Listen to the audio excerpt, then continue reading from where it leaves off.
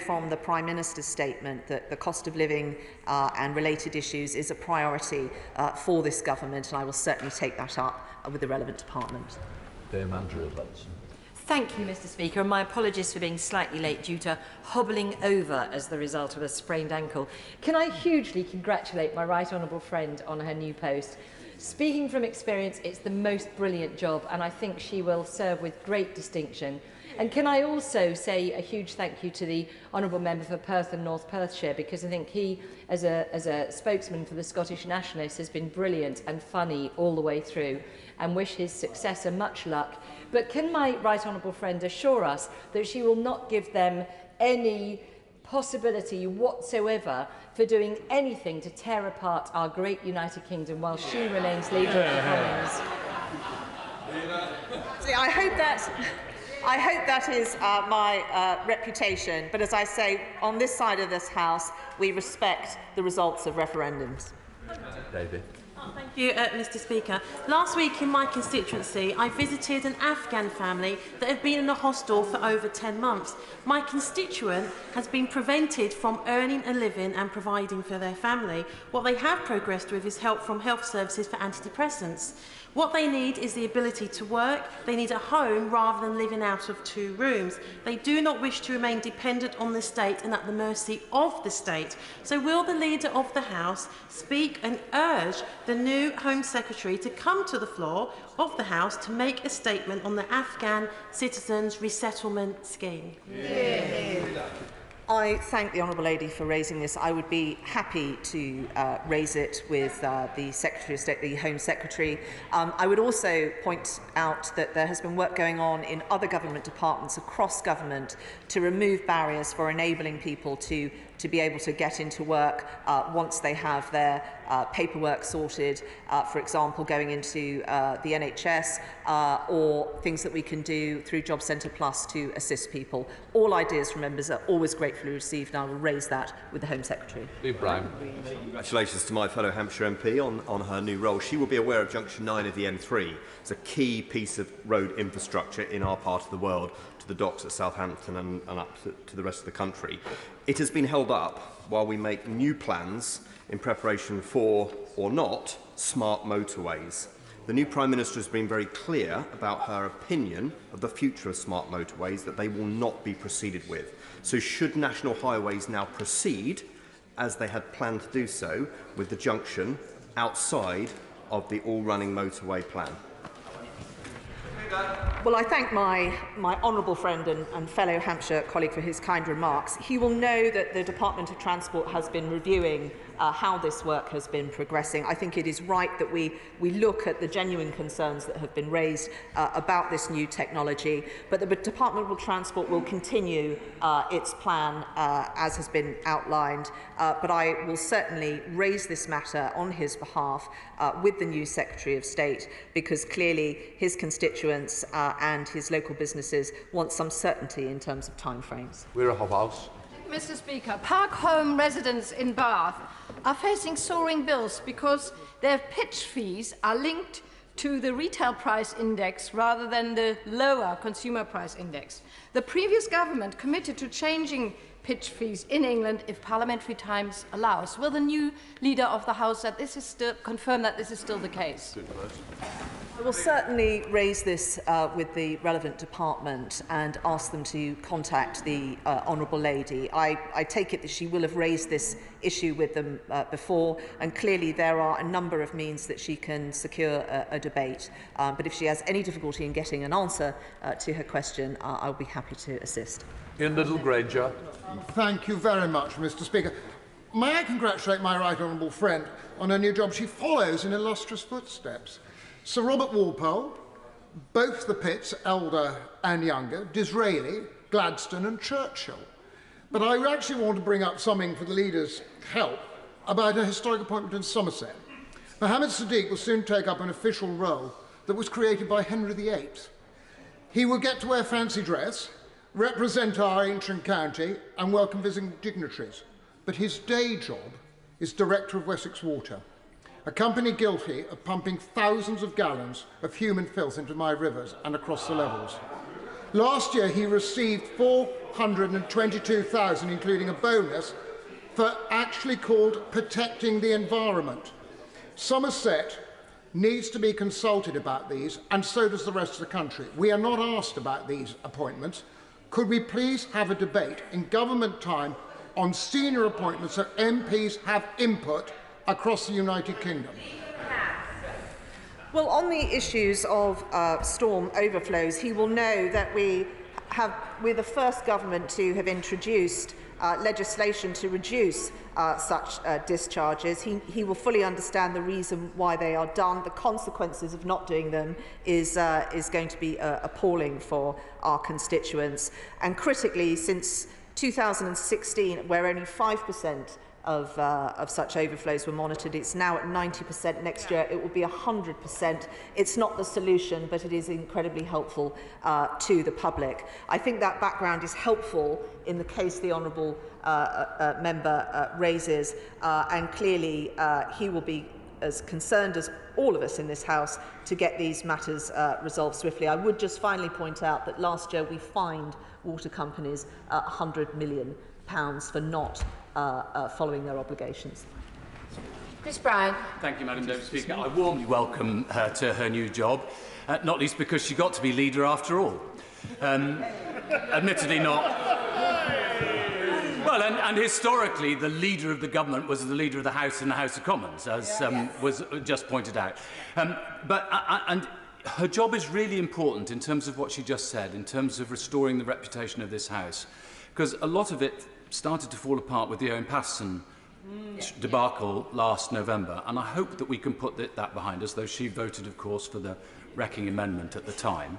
I hope that we can work together to try and bring forward the new Code of Conduct as soon as possible. It's simpler, it tightens up the rules, it provides fairness for all members. There shouldn't be a higher standard for us than anybody else in public life.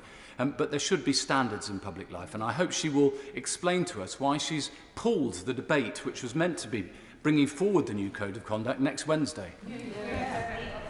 Well, I thank the Right Honourable Gentleman for his kind remarks and look forward to our first meeting, whichever one of us initiated it. What I would say to him is I do take these matters very seriously. I hope that is my reputation. I do believe very strongly that this role, as well as serving my government, I also serve this House, and I do understand the full importance of restoring trust and confidence in our politics. I do want to have a conversation with him, but he will already know that we are very sympathetic to the measures in his report, and I am not looking to delay these matters. I do want to fully understand them, get the background from him, and I hope he will take that as a positive. Marco Longhi. Thank you, Madam Deputy Speaker. I too warmly welcome my right honourable friend to her new role, and I would also like to start by thanking Mr. Speaker himself for agreeing yesterday to my request to hoist the Brazilian flag in New Palace Yard. This is because yesterday marked a very important day in the Brazilian national calendar. I'd like to thank him also for receiving the Brazilian ambassador, Mr. Fred Arruda. So this is a moment of great pride for all Brazilians worldwide, but also for the large number of Brazilians who work on our estate. So will my right honourable friend join me in celebrating the anniversary of Brazilian independence yesterday, for which Britain played a significant part 200 years ago, as we look forward to growing a strong strategic and trade relationship between our two great countries? Well, I thank the honourable gentleman for both his kind remarks and the opportunity to echo the statement that he has made. I might suggest to him as well this could be a topic for an adjournment debate that he may wish to secure, and I thank him for all he is doing with Brazil to strengthen our ties. Thank you. Drew Hendry. Madam Deputy Speaker. Supported businesses such as Highland Blindcraft in Inverness rely on transitional support grants in order to help them employ a wide range of people with disabilities and help them become a valued member of our workforce. These grants are due to end in April, and there has been no word from the government on the replacement or any information on what's happening, and it's a critical time for these businesses trying to plan. Can we have a statement on when the situation will be rectified and detail on these grants will be given? Well, I'd be very happy to raise the specific issue that the honourable gentleman speaks about to the relevant Secretary of State. What I would say to him is that one of our achievements has been in halving the disability employment gap. This is of huge importance to this government and continues to be, and we will want to do everything we can to enable that employment and others to continue. Villiers. I welcome the Leader of the House to her new role and congratulate her. When will we see on the order paper leasehold reform? This is a difficult technical issue. We need to get it right. We need time to debate it. And there are people suffering now as a result of abusive practices that need to be tackled. I do hope we'll see it on the order paper soon. Well, I thank my right honourable friend for raising this important point. I will take it up with the relevant department, and business will be announced in the new way, but in the usual way. But I would also encourage her to use all the means that she will be very aware of to secure a debate on this issue. But I shall certainly raise it with the department. Marcia de Cordova. Thank you, Madam Deputy Speaker. So, several small to medium-sized businesses in Battersea have told me how much they are struggling with this cost of living crisis. Soaring energy bills as well as business costs are rising, and then there are also these supply chain and staffing issues as a consequence of Brexit. Now, these small businesses are vital to our local economy and they need help now. So the government must come forward with a plan of support that includes a contingency fund for these businesses. We need to see a cut in business rates and we need to see the energy price cap implemented sooner rather than later. So can we have a statement outlining what support and the plan that the government have for small and medium-sized businesses? Thank you, Madam Deputy Speaker. Well, this is the reason why we have given time for a general debate this afternoon. Many members will have ideas about what support is needed. It is that opportunity this afternoon, later today, to be able to raise those issues and why we have moved government business around to allow that to happen and measures to help her businesses be brought forward. Nick Fletcher. I take this opportunity to congratulate my honourable friend into her new position. The Prime Minister yesterday agreed with the Father of the House that local authorities should be allowed by planning law to protect what matters most to them. I believe that should apply as much to Doncaster Sheffield Airport as it does to the Green Belt. The land that our airport sits on has planning consent for use as an airport. Does the Leader agree with me that owners, Peel Holdings, should not be able to close our airport and use the land for anything else? My honourable friend is an assiduous campaigner on this issue. I know he has raised it many times. There are commercial decisions which do sit with the owners about what their plans are, but I know that he is doing everything within his power to ensure a good outcome for his local constituents, and I am at his disposal if there is anything I can do to assist him in that. Alistair Carmichael. Deputy Speaker, in the absence of the debate which we have cancelled for today, will the Leader of the House speak to our colleagues in the Home Office about restoring the Home Office hub that we previously had in Portcullis House? It's the biggest thief of time in my office. Caseworkers having to listen to a message on the helpline saying that there are more than 5 people waiting ahead of them. The Home Office have written to us telling us that they're going to have a series of regional walk-in initiatives. Can she perhaps explain to them that the nearest one of those to my constituency is in Aberdeen, and it will only be a walk-in service when my caseworkers can walk on water? They do brilliant things, Madam Deputy Speaker, but I fear that is still a little bit beyond them. I thank the Right Honourable Gentleman for raising this point. I have already had some discussions, my office has, with the Home Office about what service they can provide to members of this House. It is absolutely vital, and rather than being a burden on them, actually members of Parliament can be of great assistance in getting cases resolved, and so I will happily do that. James Gray. The Arctic Ocean is heating 4 times faster than any other ocean in the world. The sea ice is melting. There are a whole range of other issues. The Arctic Council is not operating. We have minerals, fisheries, a whole series of issues pending with regard to the Arctic. The Foreign Office have promised a new Arctic policy document imminently. They say they've been preparing it for quite a long time. So will my right honourable friend, who I warmly welcome to a new post, find time for a government debate on issues of British relations with the Arctic and perhaps coincide with the launch of that new document? Well, I thank my right honourable friend for raising this important issue. It has always been an important issue, but I think in particular because of what is happening with Russia right now, it is even more pressing. I thank him for raising it. I will bring it up with the Foreign Office, and I would encourage him, as I know he needs no encouragement, to do all he can to secure time on the floor of this House to debate these important issues. Chris Elmore. Thank you, Madam Deputy Speaker. I warmly welcome the Leader's appointment. I'm particularly looking forward to exchanges that she and I will have in the Procedure Select Committee, particularly around proxy voting, I'm sure, in the coming weeks. On the weekend, a group of cyclists from my constituency and the Honourable Gentleman from Bridgen's constituency were doing a fundraiser for Prostate Cymru, travelling from Wales down to Portugal. When they arrived at customs in Santander, their bikes were seized and were asked to pay in excess of €10,000 to release the bikes as part of the fundraising effort. Clearly, this has had a huge impact on the fundraising. The cyclists themselves ended up paying €8,500 to release the bikes, which I think the whole House would agree is appalling. It would appear that it was to do with a post-Brexit form linked to importers who were trying to sell goods in Spain. Clearly, this was a cycling fundraising event.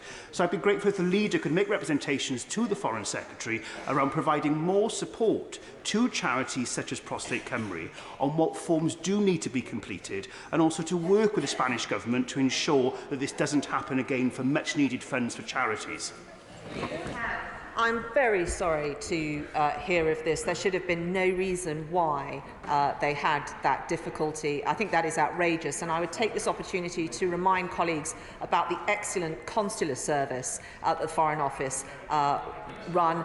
I had an incident where a constituent was in real danger, and through the consular service, within half an hour of me making that initial call, the local police force in the United States were on the doorstep of that individual. I would encourage people to use that facility, and I will do all I can to help resolve and get compensation for the group of cyclists he mentions.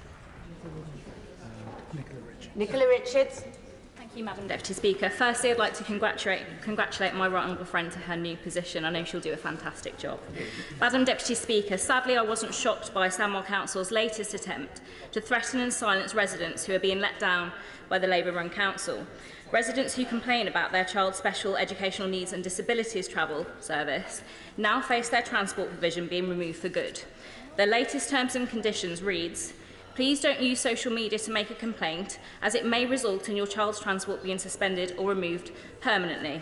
And this is after the scandal around these contracts being awarded on the basis of friendships. We really have hit a new low. Can I ask the Leader of the House to advise me on whether we can have a debate on Sandwell Council's ongoing SEND provision? Well, that is very shocking and sad to hear. It is absolutely the case that local authorities have a statutory duty to provide free home-to-school transport for eligible children of compulsory school age, and it would not be lawful for a local authority to withdraw transport from an eligible child on the grounds that a parent has complained. I think that is an outrageous thing. The Honourable Lady will know what to do to secure a debate, but I will raise this issue on her behalf with the relevant department. I think it's a shocking indictment of that council.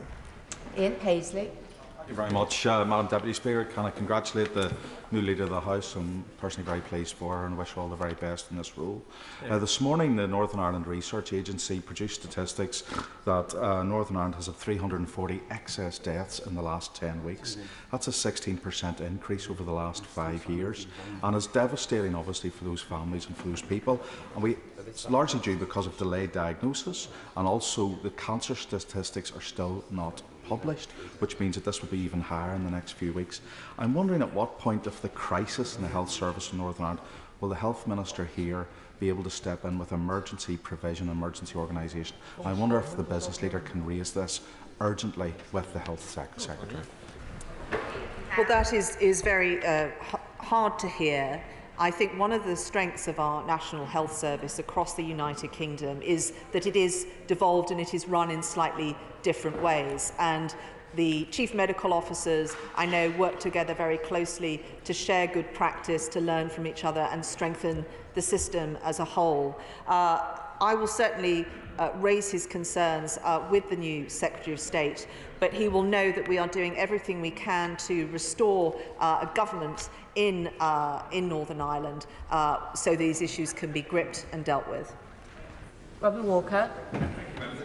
Warmly welcome my right honourable friend to her place. I think she'll be a fantastic champion for this House, and I welcome the speed with which the government is bringing forward measures to address the energy crisis. Alongside that, in my inbox, the #1 issue from constituents is the fate, the future of the Worcester Warriors Rugby Club. Professional rugby has been played at Six Ways for all of my adult lifetime, but this is now under threat due to the dire financial situation at the club. 5 Worcestershire MPs have written together to both the incoming and the outgoing Secretary of State for DCMS, and I'm delighted, thank you, Madam Speaker, that the Speaker has allowed for an adjournment debate on this issue on September the 19th, but I fear that may be too late. We need urgent action by the DCMS, the Premier Rugby and the RFU to save the future of this club. Are there any opportunities for me to raise this issue even sooner than Monday after next?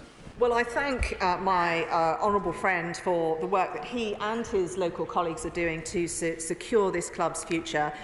He has done exactly as you would expect him to do so in securing that debate. But time is of the essence. I will happily raise this issue on his behalf and ensure that the new Secretary of State realises it is a priority. We have previously assisted clubs in, even if it is just buying them a bit of time, and I know that the new Secretary of State will be keen to do all they can to assist. Peacock. Thank you, Madam Deputy Speaker. The government have taken £4.4 billion from the mine workers' pension scheme today. The cross-party Bay Select Committee report concluded that the government should not be in the business of profiting from miners' pensions. Myself and 50 colleagues wrote to the 2 leadership candidates last month about this. We are yet to receive a reply. So can I ask, can we have an urgent statement from this new government on this scandal? Well, I thank the honourable lady for raising this matter. She can clearly raise it as a question to that department or seek to secure a debate, but I would be happy to notify the relevant department that is a concern to her and ask them to get in touch. Bob Blackman. Thank you, Madam Deputy Speaker. Before the recess, I raised the plight of Badara Jabakile, a young Afghan boy who became separated from his family when they fled Afghanistan. Very sadly, he ended up in Paris, while the rest of the family ended up here. Over the last 12 months, his solicitor, the family and my office have been trying to get him reunited with his family. The good news is, yesterday he arrived at King's Cross and he was united with his twin brother. However, this highlights the problems there are of both Afghan refugees and other refugees who are separated from their families across the world. Equally, 11,000 Afghan refugees are still in hotels in this country. So can we have a debate in government time on the plight of refugees and how we can ensure we short-circuit this and get people into decent homes that they can make their own? Well, I know my honourable friend is an assiduous campaigner on these issues and continues to raise his concerns, but also concerns shared by many members of this House. I know that the new Home Secretary will be looking at these issues and also asking other government departments to grip these issues. I will be happy to raise this issue on his behalf and will certainly encourage the Home Office to, as I mentioned before, to be as helpful to members of this House in resolving these cases. Mr Gibson. Thank you, Madam Deputy Speaker. Marie Curie's Dine in Poverty campaign is calling for urgent action from the UK to safeguard terminally ill people and their families against poverty at the end of their lives. Will the Leader of the House make a statement setting out her support for this campaign, and will she use her good offices to urge her Cabinet colleagues to do likewise and put an end to the shameful indictment of our society where people die in poverty? Well, I thank the Honourable Lady for raising this issue. She will know that there is something in today's business where members will be able to make some progress on this issue. But I know it's connected to a whole raft of things, and I'll be happy to point the new Secretary of State towards the Honourable Lady's concerns. Anthony Mangnall. Deputy Speaker, there aren't really enough hours in the day to speak about fishing and farming, but with that in mind, could the Leader of the House please give us more time in DEFRA questions to be able to ask questions on rural affairs? Thank you. Thanks to the Honourable Gentleman for reminding all of us in this House of the vital importance of farming, fishing and rural affairs. I shall certainly talk to the new Secretary of State about his concerns. Barry Sherman. Madam Deputy Speaker, can I warmly welcome the new Leader of the House and look forward to our Thursdays together. But can I remind her that the lovely Cheryl Gillam some years ago managed to get the Autism Act through this place. Could we have an early debate on the fact that autism is a very important issue for so many families in this country? And up and down the country, many local authorities are ignoring the Act, failing to put it into operation and leaving families in a dreadful state of despair. Could we have an early debate on it? Well, I thank the Honourable Gentleman for reminding us of the service that Cheryl Gillam performed, one of the many services she performed for this House in bringing that Act in, supported by many members of this House. It has been in operation for some time, and I think we should look at how it is performing. I would encourage him to apply for debates in the usual manner, but I will be happy to raise it with the several relevant departments so that they can consider his request. Elaine Saxby. Thank you, Madam Deputy Speaker, and can I congratulate and welcome my right honourable friend to her new position. Following the shocking fire 10 days ago at beautiful Baggy Point in my stunning North Devon constituency, caused by a disposable barbecue blowing up from the beach onto the Tinder Dry Gorse, please, can we have an urgent debate in government time to consider banning these dangerous and unnecessary items from our open spaces? Well, this was a particularly shocking incident. Natural fires are a tragedy in themselves, but when it is preventable and has been caused by such an event, it is very depressing. The government is ensuring that disposable barbecues are safe and include clear instructions to use, but clearly there is a lack of awareness about the potential of what might happen, and I thank the Honourable Lady for raising awareness of that today, and I know she will continue to do so, and I'll be happy to raise the issue with the Department. Alan Brown. Madam Deputy Speaker, Keepmoat Homes built a new housing estate in my constituency offering people dream homes. However, many constituents had issues with snagging that they struggled to resolve. There was actually a land grab by Keepmoat where some gardens are smaller and shown in the title deeds of the houses purchased. The general upkeep of the estate is very poor, strewn with weeds, and general maintenance is lacking, and adjacent land still owned by Keepmoat is effectively a wasteland. Keepmoat Homes keep fobbing off my office, promising to get back to us and never do, while of course they're making more money building houses elsewhere. So can I get a statement from the Leader of the House on how we can hold these so-called reputable companies to account and make them fulfil on their promises? Well, he has certainly raised awareness of the conduct of that company today on the floor of this House and done his constituents a service in the process.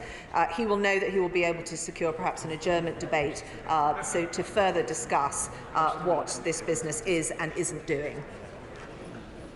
Jonathan Cullis. Thank you very much, Madam Deputy Speaker. Earlier this week, Stoke-on-Trent City Football Club were proud to host our heroines, the Lionesses, as they stormed to a 10-0 victory over Luxembourg in their World Cup qualifier in front of a 24,000-strong crowd. It was a tremendous boost to the city of Stoke-on-Trent and a great showcase for women's football. So will my right honourable friend join me in congratulating the Lionesses in their victory, and can we secure parliamentary time to debate how we can improve access and opportunity for girls and women across our country to get into football? Well, I thank my honourable friend for again reminding us of the Lionesses' tremendous and continuing track record in bringing glory to our nation. I'm happy to say that it was announced this week that former England and Great Britain footballer Karen Carney, MBE, is to chair an in-depth review into the future of domestic women's football, which will look at how we deliver both growth to elite and grassroots level football.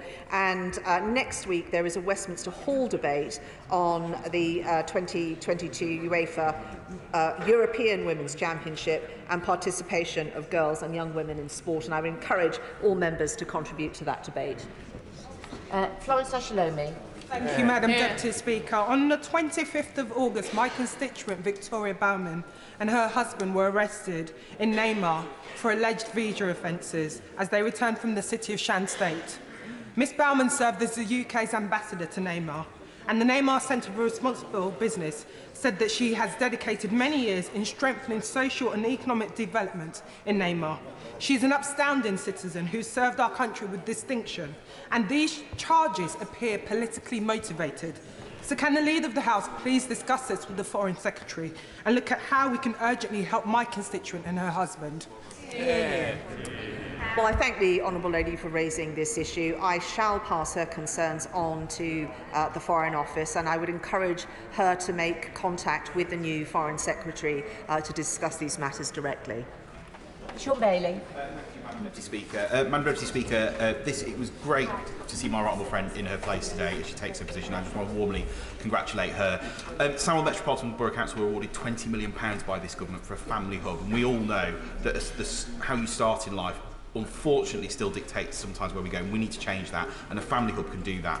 Now, Madam Deputy Speaker, I'm campaigning along with local campaigners to ensure that there is a family hub located in Harville's Hawthorne in my constituency in West Bromwich. Now, the Harville's Hawthorne Primary School have the site, they have the connections, and they have the networks by which to build this. We just need to get Sandwell Council on board to do so. Will my right honourable friend give us a debate in government time, perhaps make representations in government to support the campaign to get a family hub at Harville's Hawthorne Primary School in West Bromwich? Well, my honourable friend is absolutely right, and indeed a former Leader of the House who is here in the chamber today has done a huge amount of work on early years and encouraging these family hubs.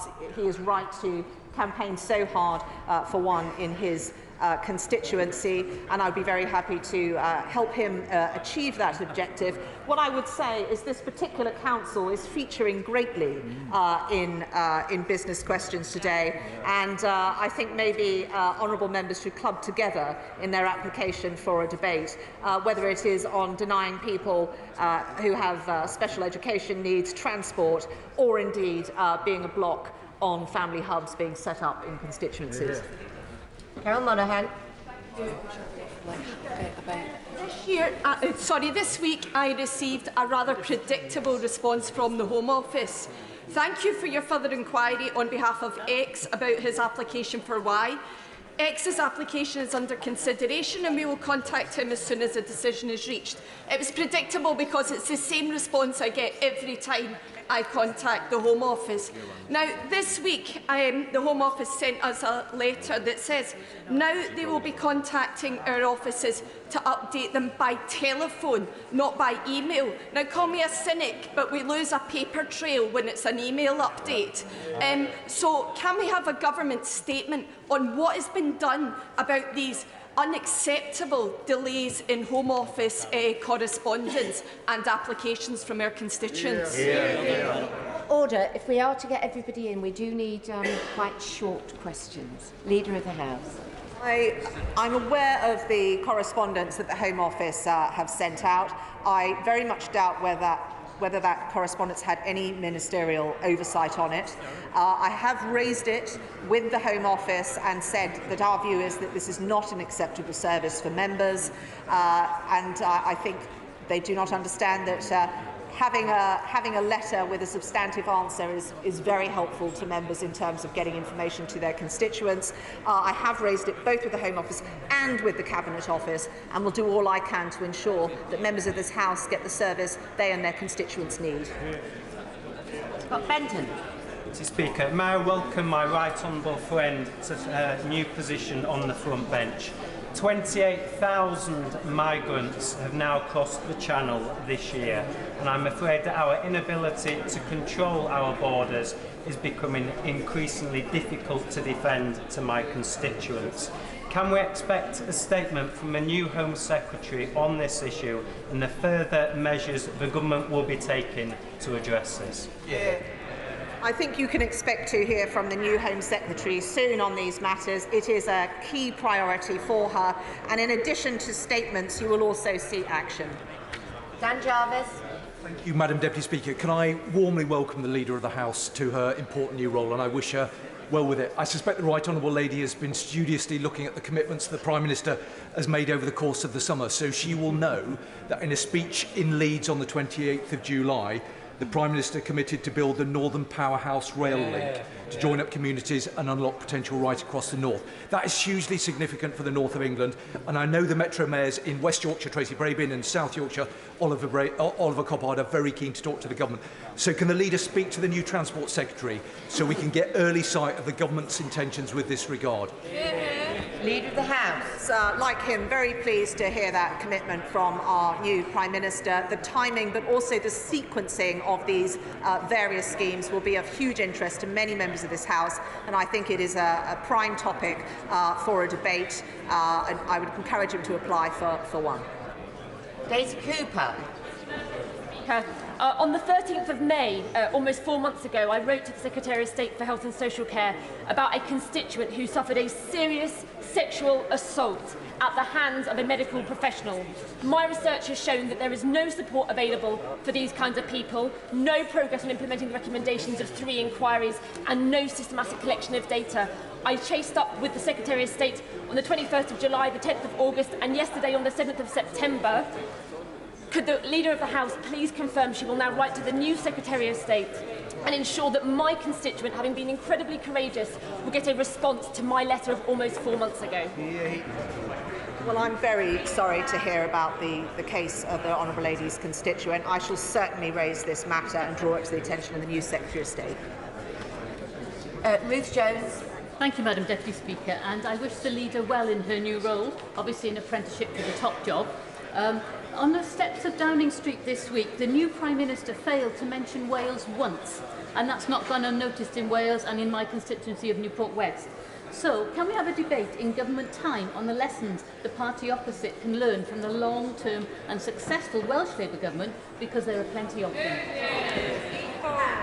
Well, I thank the Honourable Lady for her question. I would slightly take issue with the success rate of the Welsh Government on a number of fronts, but in the spirit of cooperation, I shall encourage her to apply for an debate so that we can have that discussion on the floor of the House. Chris Law. Thank you, Madam Deputy Speaker. I've requested meetings with the Home Office to discuss the exceptional case of a young woman from Afghanistan who's been offered a place to study nursing at University of Dundee. This is an absolutely urgent case, and it's vital this is resolved prior to the start of a course this month. I also understand it's on the ministerial desk awaiting approval. So can the Leader of the House advise members on what they can do to raise urgent cases with ministers, and will she help facilitate a meeting for me with colleagues in the Home Office? I shall be happy to facilitate meetings if the Honourable Gentleman is having difficulty securing them. And as I have said today and yesterday, I'm sure the Home Office will want to give clarity to precisely the support it will give members to resolve such issues. Rachel Hopkins. Thank you, Mr. Speaker.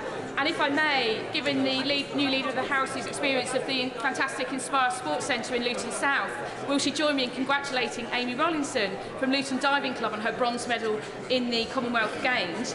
But if I can quickly ask, given the devastating floods in Pakistan, a third of the country is underwater, 35 million people are affected, over 1,200 dead, please can we have an urgent debate about UK aid to Pakistan?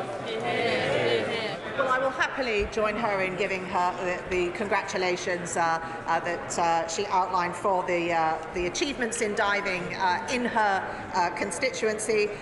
She will know that we have given many millions in aid money to help with the situation in Pakistan, and our High Commission there is doing all it can to assist the government in the very difficult circumstances that they are facing. And I would encourage her and others to apply for debates in the usual manner. Chris Stevens. A remedial order can only take effect after 60 sitting days after it's been laid down. We've been waiting far too long for the second remedial order to be laid down for bereavement support payments for cohabiting couples. Yeah. Can the leader tell us when the government plan to lay down that second remedial order? Well, I'm very aware that because these are sitting days, this is a longer period of time, and there are many issues that honourable members have raised today that do need to be dealt with swiftly. I am having discussions with my team and the Deputy Leader of the House about how we can ensure the measures that are urgently needed are brought forward in the swiftest possible time. Very good. Delays to cancer treatment can be a matter of life and death. Yet the government is still not meeting 7 of the 9 urgent referral cancer targets. Could we have a debate in government time about how we can improve the situation for those waiting their cancer treatment? I thank the honourable gentleman for raising this issue. Much of the waiting list pressures that the NHS is under is because of diagnostics, and I know it will be a key focus for the new Secretary of State. I would encourage him to apply for a debate in the usual manner. Speaker, let me congratulate the Leader of the House on their appointment. My constituency celebrates 2 very important anniversaries this year. First of all, the 150th anniversary of the foundation of the Sons of the Rock, Dumbarton FC, which 2 members of my family have actually played for, and also, of course, the 800th anniversary of the Royal Borough of Dumbarton, founded by our late King Alexander II, by the grace of God, King of Scots. So I wonder, will the Leader of the House not only congratulate Dumbarton FC, but the people of Dumbarton and their ancient history, but also say it's about time we recognise the value of sport and also our great boroughs across these islands. Well, I'm very happy to join the honourable gentleman in congratulations of both those achievements, and I wish them well in future years. Davis Jones. Speaker, shamefully unnecessary delays to the online safety bill has allowed dangerous misogyny and right-wing extremism to perpetuate online for far too long. We know young boys are especially susceptible to this, and more turning to the dark web in an attempt to find a place of belonging and acceptance. Will the Leader of the House therefore commit to a debate in government time to look at how we can tackle this way of radicalisation before it is too late? Well, I thank the Honourable Lady for raising this and point her to the remarks the Prime Minister made yesterday about our commitment to that bill. Its progress is very important, and obviously members will be able to contribute to that. But if she wishes to have a further debate, I would encourage her to apply for one in the usual way. Gareth Thomas. Narendra Mishra. Thank you, Mr. Speaker. I pay tribute to all firefighters in Stockport and across the country who work in very difficult conditions to keep people safe. Shockingly, data from the Fire Brigades Union shows that between 2010 and 2021, we lost 631 full-time firefighter roles in Greater Manchester. This is unacceptable and poses a real threat to the public, where fire and rescue services may not be able to deal with every incident and fight all fires. As the new Prime Minister starts the term, there's a real opportunity to properly invest in the fire services again. So will the Leader of the House allow a debate in government time on funding for the fire and rescue services in Greater Manchester in light of the years of cuts? Well, I thank the honourable gentleman for raising this question. These matters are for local people to decide, but clearly the shape of the fire service is changing. They're taking on additional roles as well as their traditional ones, and that will be a concern for many members across this House, and I would encourage him to apply for a debate in the usual way. According to a UK finance report, push payment fraud rose by 39% last year. Wow. That's no surprise to me, having spent the summer discussing this with affected constituents. So I think that more teeth are needed. We need to find a way to make sure we have proper redress for consumers and businesses affected, and a way of dealing with banks who are hosting the accounts which are benefiting from these high-value frauds. So can we have a debate in government time on what more can be done here to make sure that we put an end to this very damaging and increasing fraud? Well, the Honourable Lady raises an important issue. I know that this has been a focus for the Treasury in recent months, and certainly that if she would apply for a debate, I'm sure many members would wish to contribute. Lizz Truss. Thank you, Mr. Speaker. This Sunday marks World Suicide Prevention Day. And yesterday, I, along with the Right Honourable Member for North Durham, met Matthew from If You Care Share, who is raising funds to support the work of the charity, running from Durham to 10 Downing Street. Can I ask for a debate in government time so that we can discuss suicide and self-harm prevention and the government's revision of the strategy? Well, I thank the Honourable Lady for raising that important issue, and I wish her constituent well on his mission to raise awareness and funds for this important cause. I will happily raise the issue with the relevant Secretary of State, and I'm sure if she were to secure a debate, and I would encourage her to apply for one, many members of this House would wish to contribute.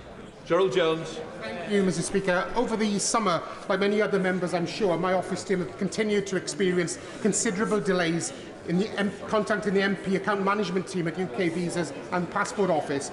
Twice in the last few days, staff has spent over 2 hours on the phone getting to an advisor, and then the advisors are not able to give information, only read from a screen and not give assistance on complex cases. So could I ask the Leader of the House please to arrange a debate in government time to talk about what action the government can take to ensure members are provided with the support so that we in turn can give that support to our constituents?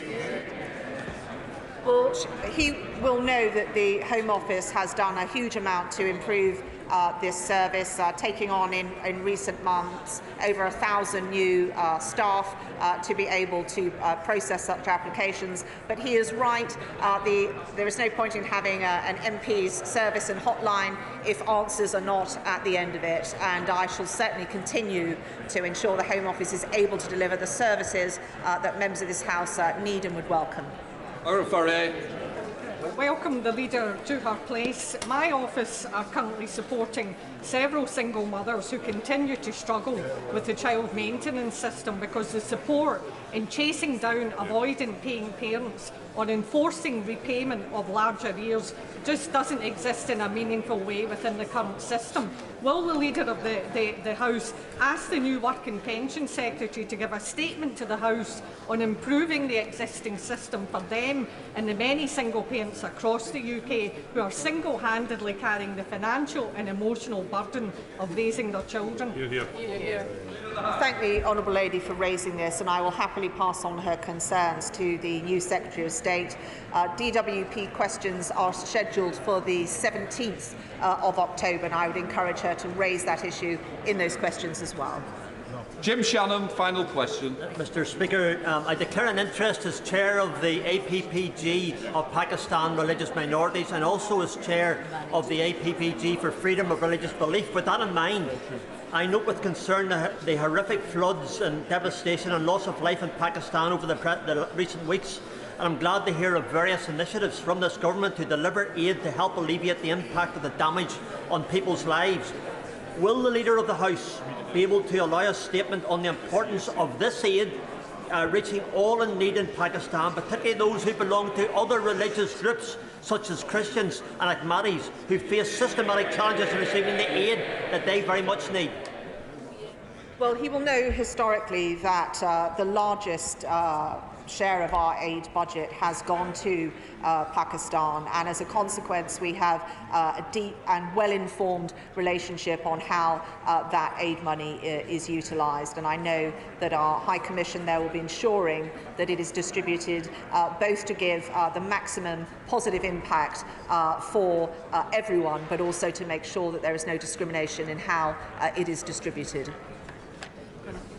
We now come to business of the House. Motion. Minister to move. I beg to move. Question is the Business House motion as on the order paper. As many of that opinion say aye. Aye. The contrary no. The ayes have it. The ayes have it. Before we start the debate, I want to put on record that I am very disappointed that the written ministerial statement, which is relevant to it, has not yet or just been made available in the last 5 minutes. Such statements should be made available whenever possible at 9:30 a.m. when they are relevant to the debate like today. It is doubly important that they are available in good time. I'm sorry this has happened, and I consider it discourteous to the House. I hope this is not the new government in the way that it intends to treat the House. I'm going to take it down as bad management or incompetence rather than deliberate. Right, we now come to the general debate on UK energy costs. Before I call the Prime Minister to open the debate, I would like to point... Just a minute. I don't think that's the day today after the way this House has been treated. I'm defending you as the backbenchers. I expect a little bit more decorum at this stage. Before I call the Prime Minister to open the debate, I would like to point out the British Sign Language interpretation of the opening speech in the debate is available to watch on Parliament Live TV. I now call the Prime Minister. Mr. Speaker, I beg to move the motion. Earlier this week... Prime Minister, just 1 second. We've started a debate. I don't want any more from that particular bench. If we do, I go and get that cup of tea early. Prime Minister. Mr. Speaker, I beg to move the motion. Earlier this week, I promised I would deal with the soaring energy prices faced by families and businesses across the UK. And today I am delivering on that promise. This government is moving immediately to introduce a new energy price guarantee that will give people certainty on energy bills. It will curb inflation and boost growth. This guarantee, which includes a temporary suspension of green levies, means that from the 1st of October, a typical household will pay no more than £2,500 per year for each of the next 2 years while we get the energy market back on track. This will save a typical household £1,000 a year. It comes in addition to the £400 energy bill support scheme. This guarantee supersedes the Ofgem price cap and has been agreed with energy retailers. We will deliver this.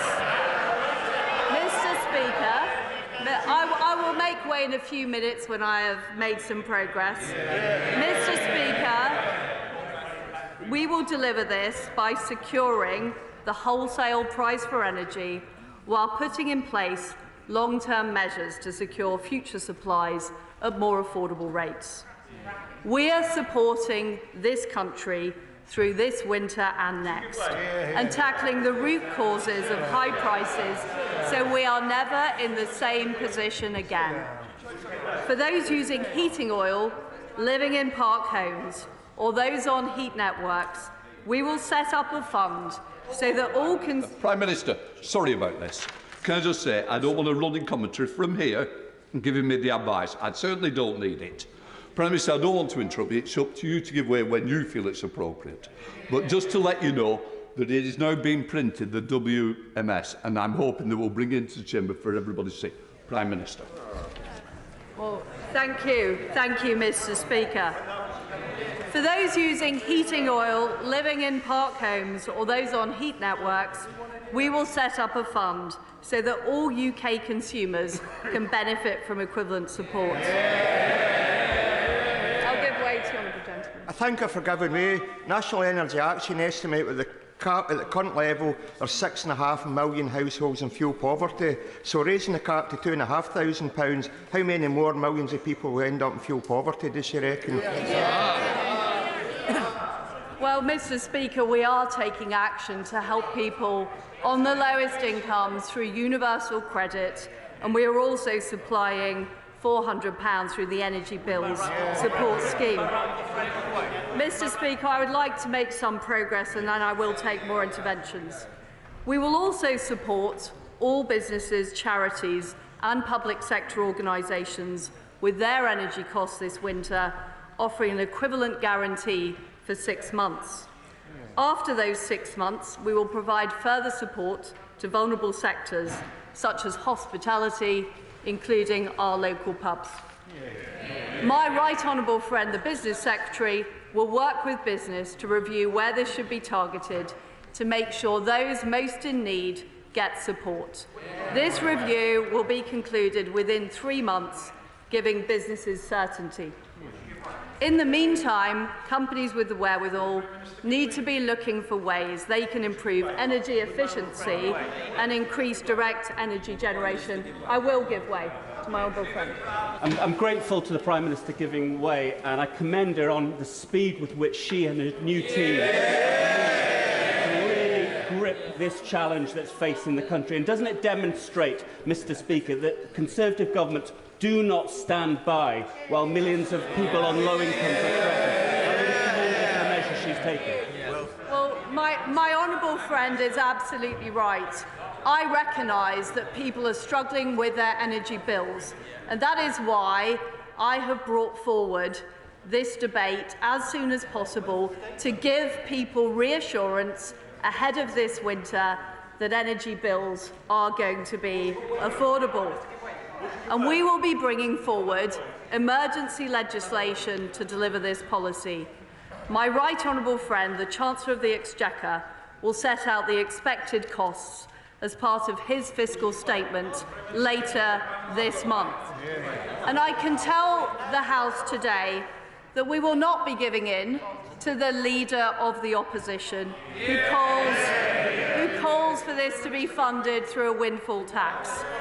That would undermine the national interest by discouraging the very investment we need to secure homegrown energy supplies. If the honourable members will allow me to make a bit more progress, I may be able to answer their questions before they've asked them. But, Mr. Speaker, the party opposite need to understand... Prime Minister. Sorry, Prime Minister. A point of order, Kevin Brennan. Copies have been made available to some members of the written ministerial statement, but there aren't enough for everybody. Is it possible, if I might finish this point of order, is it possible that sufficiently so that we can all see it?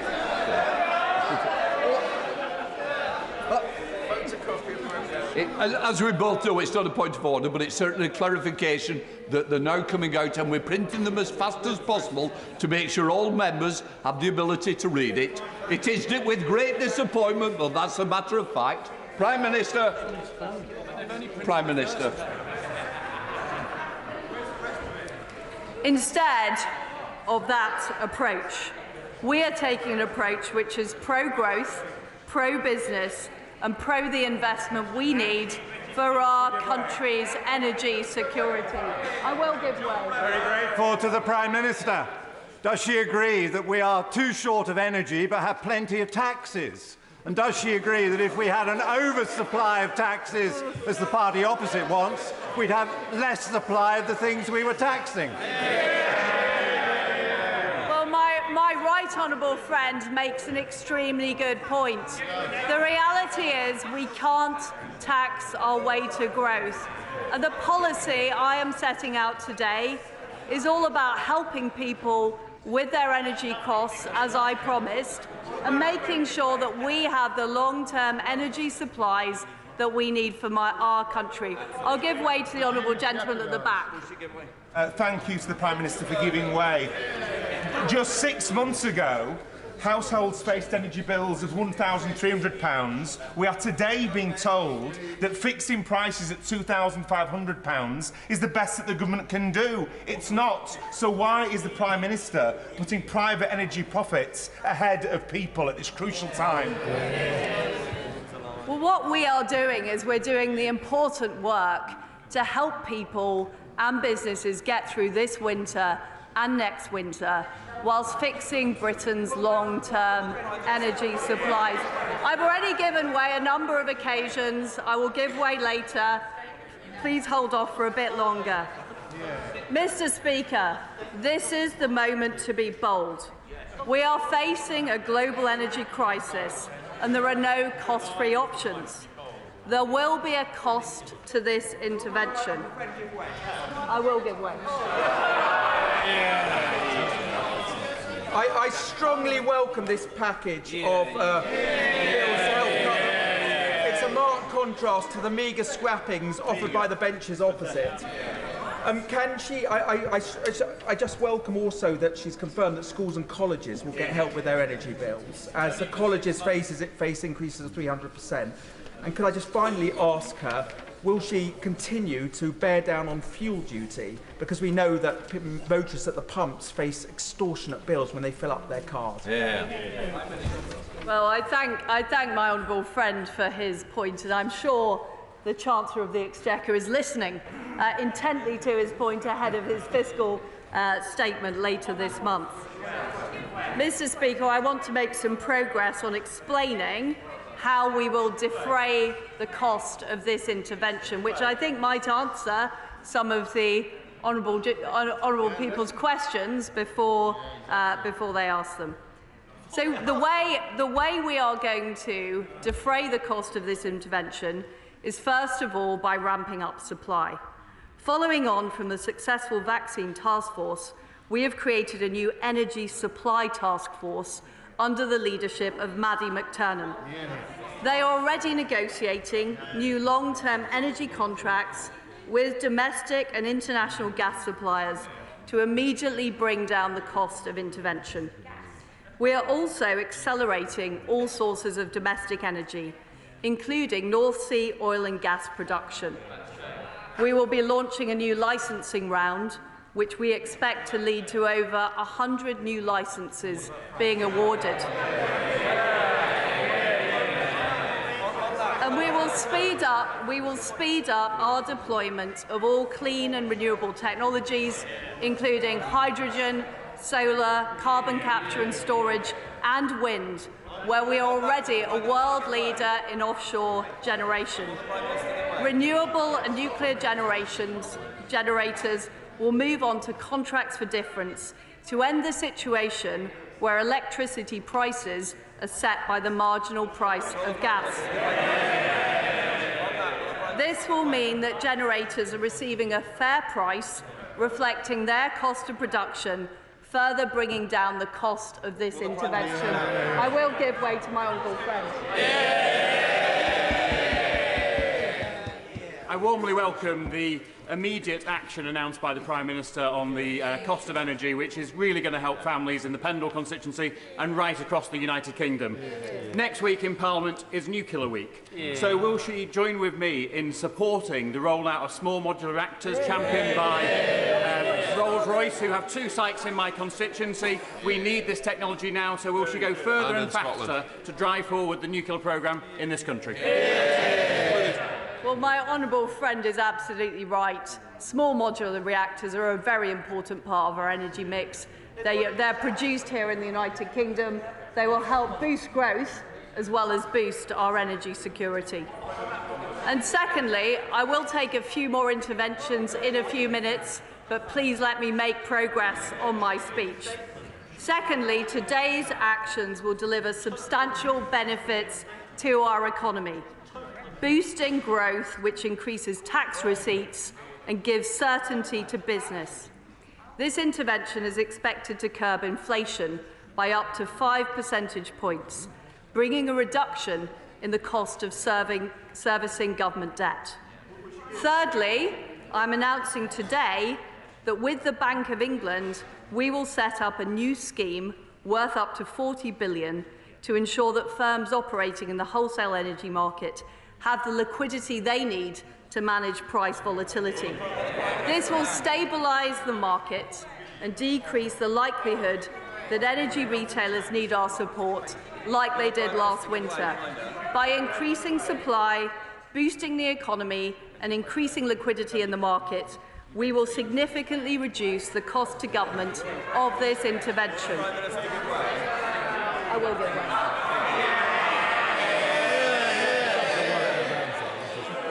Very kind of the Prime Minister to give way to so many sensible members.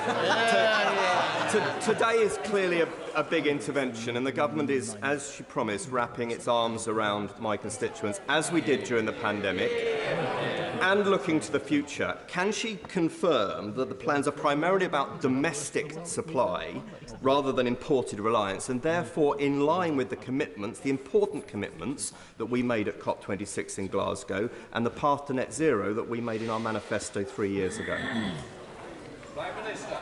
Well, I am completely committed. As well as dealing with the immediate situation we face, we are also dealing with the root causes. I'll give way to the honourable gentleman. Very grateful for Prime Minister Wayne. Can I welcome her to her place and hope she will work with opposition parties in the national interest.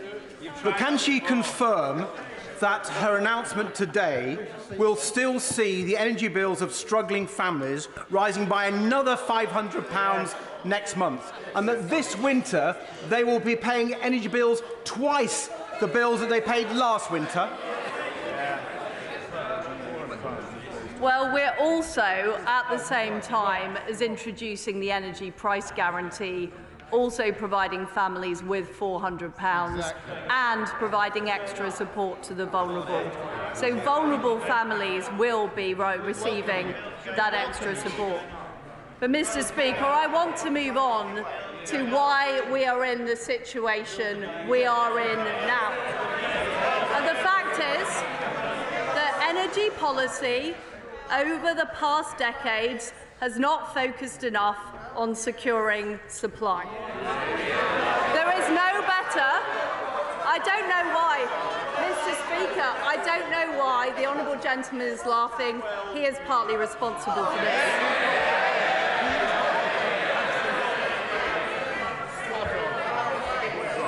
There is no better example than nuclear, where the UK has not built a single new nuclear reactor in 25 years. And it's not just about supply. The regulatory structures have failed, exposing the problems of having a price cap applied to retail but not to the wholesale market.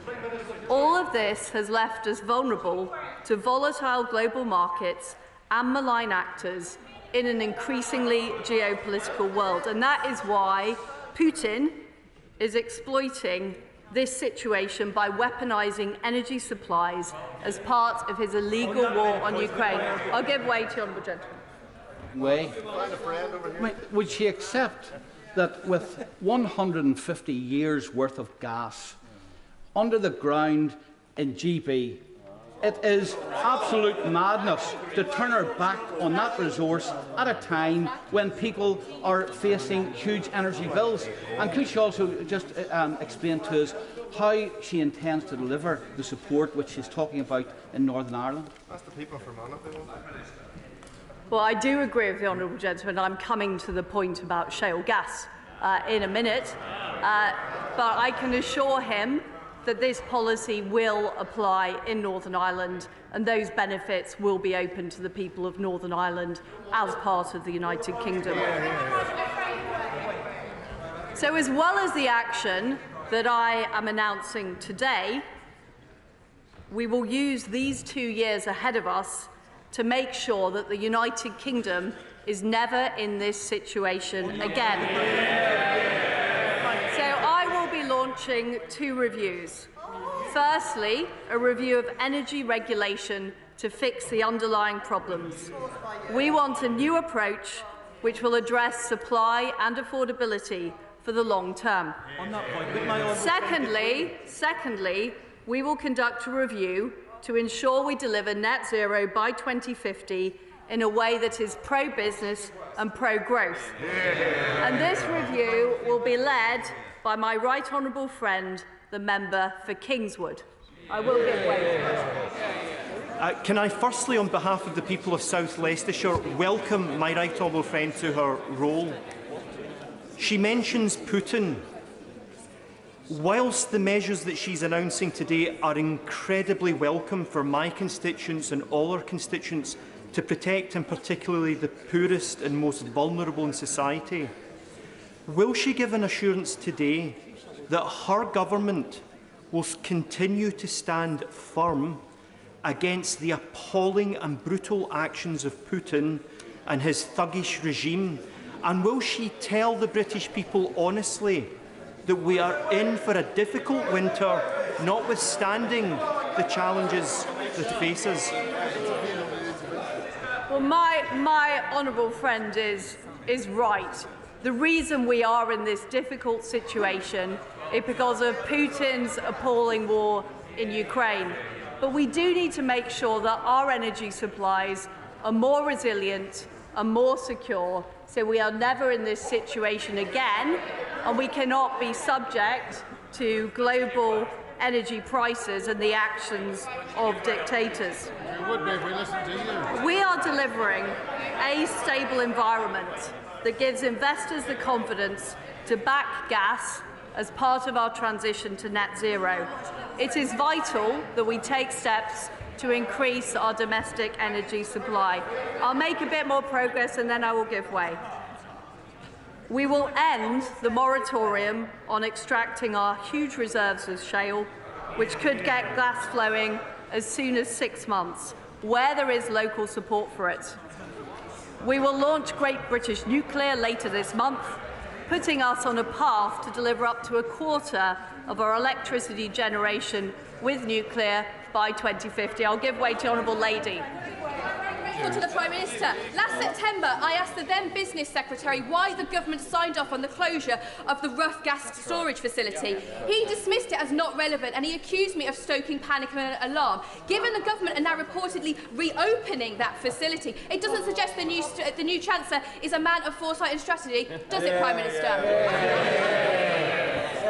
We are in a very, very difficult situation, and I am committed, as Prime Minister, to doing everything it takes to resolve this situation, to help people with their energy bills, and to make sure we have security of supply for the long term.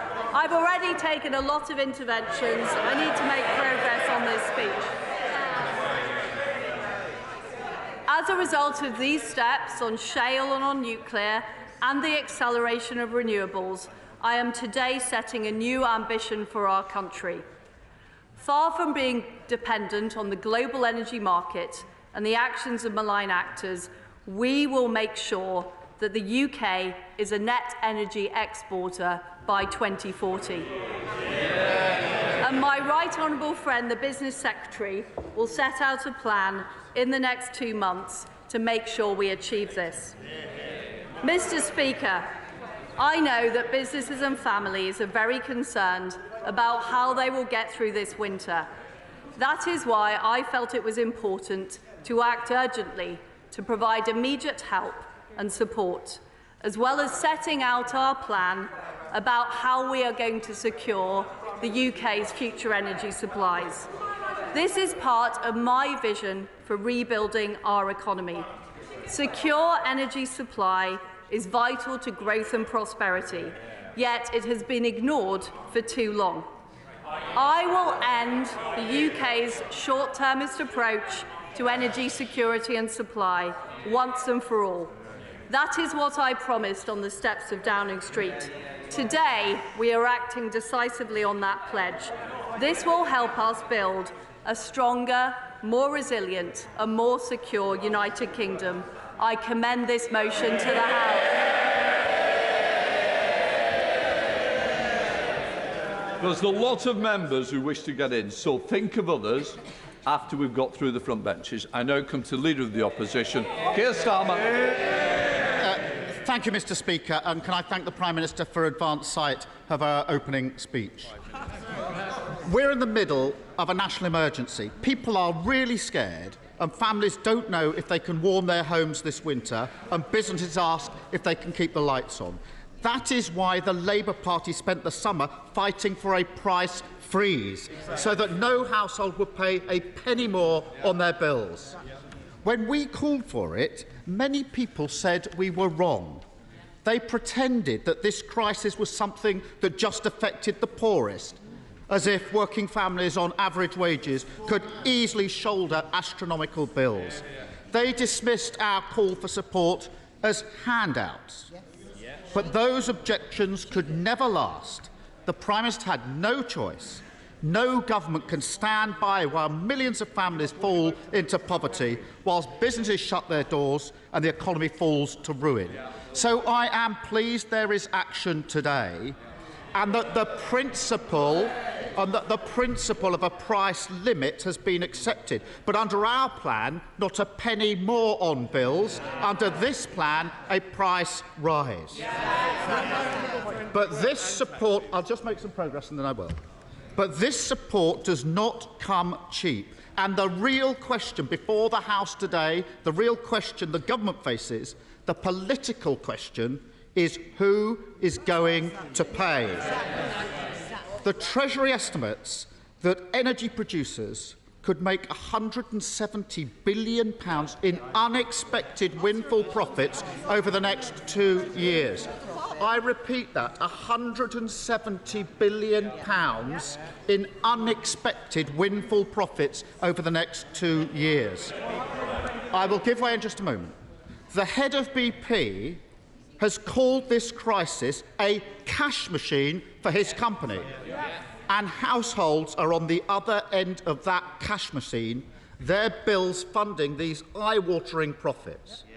That's why we've been calling for a windfall tax since January, and it's why we want to see the windfall tax expanded now. But the Prime Minister is opposed to windfall taxes. She wants to leave these vast profits on the table with one clear and obvious consequence: the bill will be picked up by working people. She claims that a windfall tax will deter investment. That's ridiculous. These vast profits are not the reward of careful planning. They are the unexpected windfall from Putin's barbarity in Ukraine. There is no reason why taxing them would affect investment in the future. Don't just take my word for it. Asked which investment BP would cancel if there was a windfall tax, the Chief Executive said none. None. His words, not mine. So the Prime Minister's only argument against the windfall tax falls apart at first inspection, laying bare that she's simply driven by dogma, and it's working people that will pay for that dogma. I will give way. Does he accept that this government has already introduced a windfall tax, and energy companies today are paying 65% on their profits? What would he rather see that tax set at? We'll be happy if it was 100%. He wants 100%. We're talking about what happens this winter and next. And if he doesn't understand, I'll tell him so.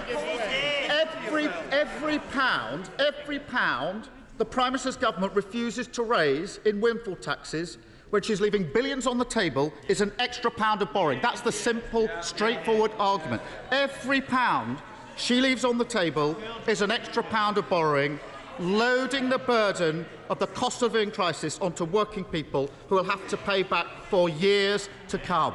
Will my right honourable friend? I will. I'm grateful to my right honourable friend. The Prime Minister has been careful to frame her guarantee in terms of her refusal to tax. But is she not going to have a problem explaining to the British people how a levy on their bills in the future to repay the borrowing is not actually a tax? Yes. I'm grateful for that intervention. This is the basic political divide. They want to protect the excess profits of the oil and gas and energy, the excess profits. We want to protect working people. Mr. Speaker, I will give way. I'm very grateful to him for giving way, and this Saturday myself and many members of the Chesterfield Labour Party will be out meeting voters in Chesterfield, and if any of them haven't been paying attention this week, they might still say you're all the same. But isn't it absolutely clear now that there is a clear divide? Yes. Every voter that I knock on the door, they will know political parties have a choice. They've chosen to be on the side of the energy generators. We've chosen to be on the side of bill payers. Well, I'm grateful for that, and I'll be absolutely amazed if members opposite haven't picked this up. Ask voters whether they think that it's fair that they pick up the bill, or those companies that made profits they didn't expect to make, and there's only one answer to that question. It's a very simple question of whose side are you on? And I'm afraid this isn't a one-off, because not only is the Prime Minister refusing to extend the windfall tax, she is also choosing to cut corporation tax. An extra £17 billion in tax cuts for companies that are already doing well. That means handing a tax cut to the water companies polluting our beaches, handing tax cuts to the banks, handing a tax cut to Amazon. She's making that choice, even though households and public services need every penny they can get. Working people are paying for the cost of living crisis. Stroke victims wait an hour for an ambulance, and criminals walk the streets with impunity. It's the wrong choice for working people. It's the wrong choice for Britain. I will give way. I thank my right honourable friend, and it seems that the government has decided to deal with this energy crisis off the backs of ordinary, hard-working Brits and load huge levels of debt on future generations rather than properly taxing the billions of pounds of excess profits for energy companies. Why is this government on the side of big corporates rather than being on the side of ordinary, hard-working Brits? Is it because the Prime Minister is a former employee of Shell and is therefore on the side of oil and gas companies and is not protecting ordinary working British people? Well, I'm grateful for that intervention, and it does come down to this basic point. Everybody in this House recognises that profits are needed for investment in all businesses. But in this case, these are unexpected profits that were not expected to make. And when the chief executive of BP says this will not deter any investment, it's a bit rich for the opposite to say he's completely wrong. He is the chief executive of BP. He's made his case. It's the complete opposite of the case that the Prime Minister is trying to make. Now, Mr. Speaker, the immediate cause of, I will in a moment, the immediate cause of this energy crisis is Putin's grotesque invasion of Ukraine. We stand united in our support for Ukraine. If we're to defend democracy, defeat imperialism, and preserve security on the continent, Putin's aggression must fail. And whatever our political differences, the Prime Minister will always have my full support in that common endeavour. But we must ask ourselves, why are we so exposed to changes in the international price of oil and gas? Why are we so at the mercy of dictators, able to pull the plug on wells and shut down pipelines? Why is there such a fundamental flaw in our national security? I will give way in just a moment. I'll make my argument, then I will give way. It's about a failure to prepare, a failure to increase our energy independence, a failure to rapidly decrease our reliance on fossil fuels.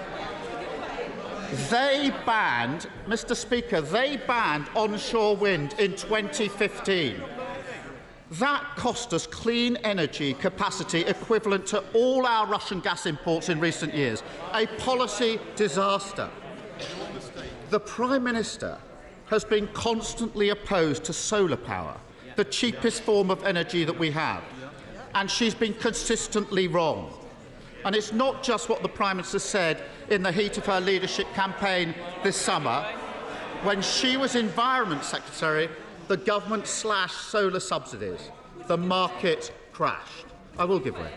To the right honourable gentleman. But the Leader of the Opposition is being completely misleading, if I may say so, because what he said, it's under this government that the United Kingdom has the second highest offshore wind generation capacity anywhere in the world. And how is that created? it's through investment by companies. This government will allow for that to happen. Well, I take it from that intervention that he doesn't quarrel with me that the ban on onshore wind since 2015 has been a policy disaster, along with the opposition to solar power. Forgive me, I saw the former Prime Minister raising it. I will take her intervention, of course. Thank you. I'm grateful to the right honourable gentleman for giving way. He's talking about lack of preparation for energy security for the United Kingdom. In that case, if Labour is so worried about lack of preparation, why did they not build any new nuclear capacity?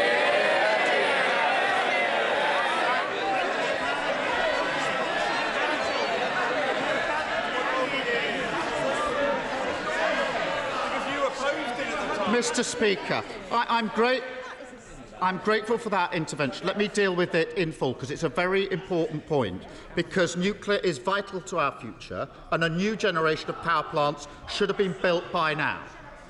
Yesterday, the Prime Minister tried desperately to blame Labour, and that intervention goes to this point. I remember the exchange across this dispatch box in 2006 in which Prime Minister Blair said, "I'm pro-nuclear." And the Leader of the Opposition, David Cameron, didn't know where to look. If you haven't seen the clip, have a look. I'm pro-nuclear. David Cameron didn't know where to look. The uncomfortable truth for members opposite is this. The last Labour government gave the go-ahead for new nuclear sites in 2009. In the 13 long years since then, not one has been completed. Let me turn to home insulation, which I will give way. To the right honourable gentleman. Tony Blair may have said he was pro-nuclear, but he didn't actually build any nuclear power stations.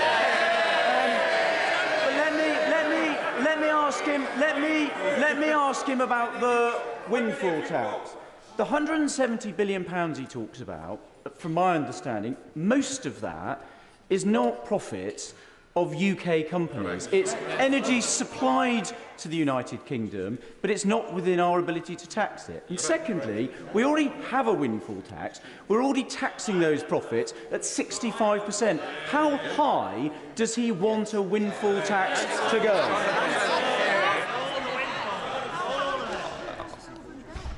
On the question of 2006, I think I'll give way to him again. What was his party's position in 2006 when David Cameron was asked the question on nuclear?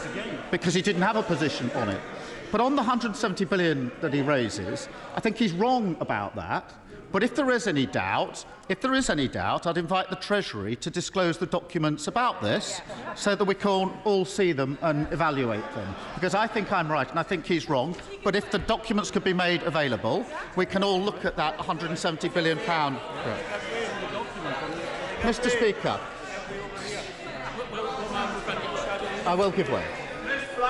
But isn't the bigger point that there's a simple choice about how you pay for it?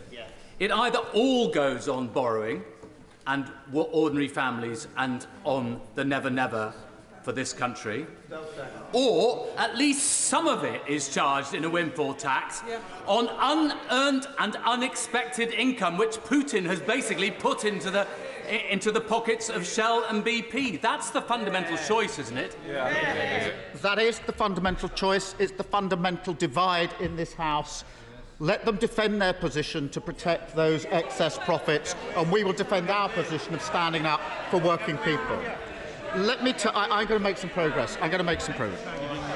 Mr. Speaker, I've taken a lot of intervention. I'm going to make some progress. Let me turn to home insulation, which reduces energy consumption like nothing else. We have the draftiest homes in Europe. The last Labour government set about fixing that. Then the party opposite said, cut the green crap, and the whole project all but collapsed. Installation rates down by 92%. Utterly short-sighted, and it's costing millions of households £1,000 a year on their energy bills right now. The Prime Minister is right to recognise that immediate support needs to be combined with longer-term action. But I'm afraid fracking and a dash for gas in the North Sea will not cut bills, nor strengthen our energy security, but they will drive a coach and horses through our efforts to fight the looming climate crisis. She should listen to her own Chancellor sitting next to her. What did the Chancellor have to say about this just a few months ago? Now, this is quite a long quote. See the Chancellor leaning forward. I've tried to cut it down. But every sentence is worth repeating of what the Chancellor said just a few months ago, his words. For those calling for its return, they misunderstand the situation we find ourselves in. If we lifted the fracking moratorium, it would take up to a decade to extract sufficient volumes, and it would come at a high price for communities and our precious countryside, his words. I'll go on because this is so good. Second, he said just a few months ago, no amount of shale gas from hundreds of wells dotted across rural England would be enough to lower the European price any time soon. And he went on. And with the best will in the world, private companies are not going to sell shale gas they produce to UK consumers below the market price. They are not charities. Spot on, Chancellor. And what did the Chancellor at the same time have to say about North Sea gas? Additional North Sea production won't materially affect the wholesale price. Indeed, earlier this year, his previous department helpfully put out a series of Mythbusters, a government myth-busting document. Here's one of them. Chancellor, your document. Myth. Extracting more North Sea gas lowers prices. Answer. Fact. UK production isn't large enough to materially impact on the global price of gas. I've got a copy for the Prime Minister. We do need to carefully manage our existing resources in the North Sea, and the industry has an important role to play in our future as we transition to a different form of energy. But doubling down on fossil fuels is a ludicrous answer to a fossil fuel crisis. And if all countries took the approach advocated by her new Energy Secretary of squeezing every single drop out of their fossil fuel reserves, global temperatures will rise by a catastrophic 3 degrees. That will be devastating for our planet and future generations. And it's totally unnecessary. Now, I'm going to make some progress because I do think other speakers need to get in. New wind and solar power are now 9 times cheaper than gas. 9 times cheaper. So we need a clean energy sprint, urgently accelerating the rollout of offshore wind, onshore wind, solar, nuclear, hydrogen and tidal. And last year, I set out a new national mission to insulate 19 million homes and cut bills for good. If the government had taken me up on that challenge, 2 million homes would already be insulated this winter. Britain needs a fresh start. We need a government that will never leave working people to pick up the tab for excess profits of the energy industry. We need a government that plans for the long term, rather than leaving us badly exposed to the whims of dictators. And we need a government that will drive us forward to energy independence, rather than doubling down on fossil fuels. The change we need is not the 4th Tory Prime Minister in 6 years, it's a Labour government. Thank you. Theresa May. Thank you, Mr. Speaker. And I refer the House to my entry in the Members' Register. Can I first of all congratulate my right honourable friend on acting so swiftly to bring forward a package of support for people with their energy bills. There's no doubt, as every member of this House knows, that this is a matter of real concern for people in my constituency and every other constituency who've been concerned about how they're going to heat their homes, and indeed businesses worried about how they can continue to run their businesses. May I also welcome the fact that my right honourable friend has coupled action on energy bills with action on energy security. The vicious further invasion of Ukraine by Russia has indeed shown the necessity of us having our own energy security, although it makes sense anyway. We have made important progress in this over recent years. I refer, of course, to the investment in Hinkley Point C. And I again welcome the commitment that my right honourable friend and the government have made to continuing that commitment to support nuclear energy.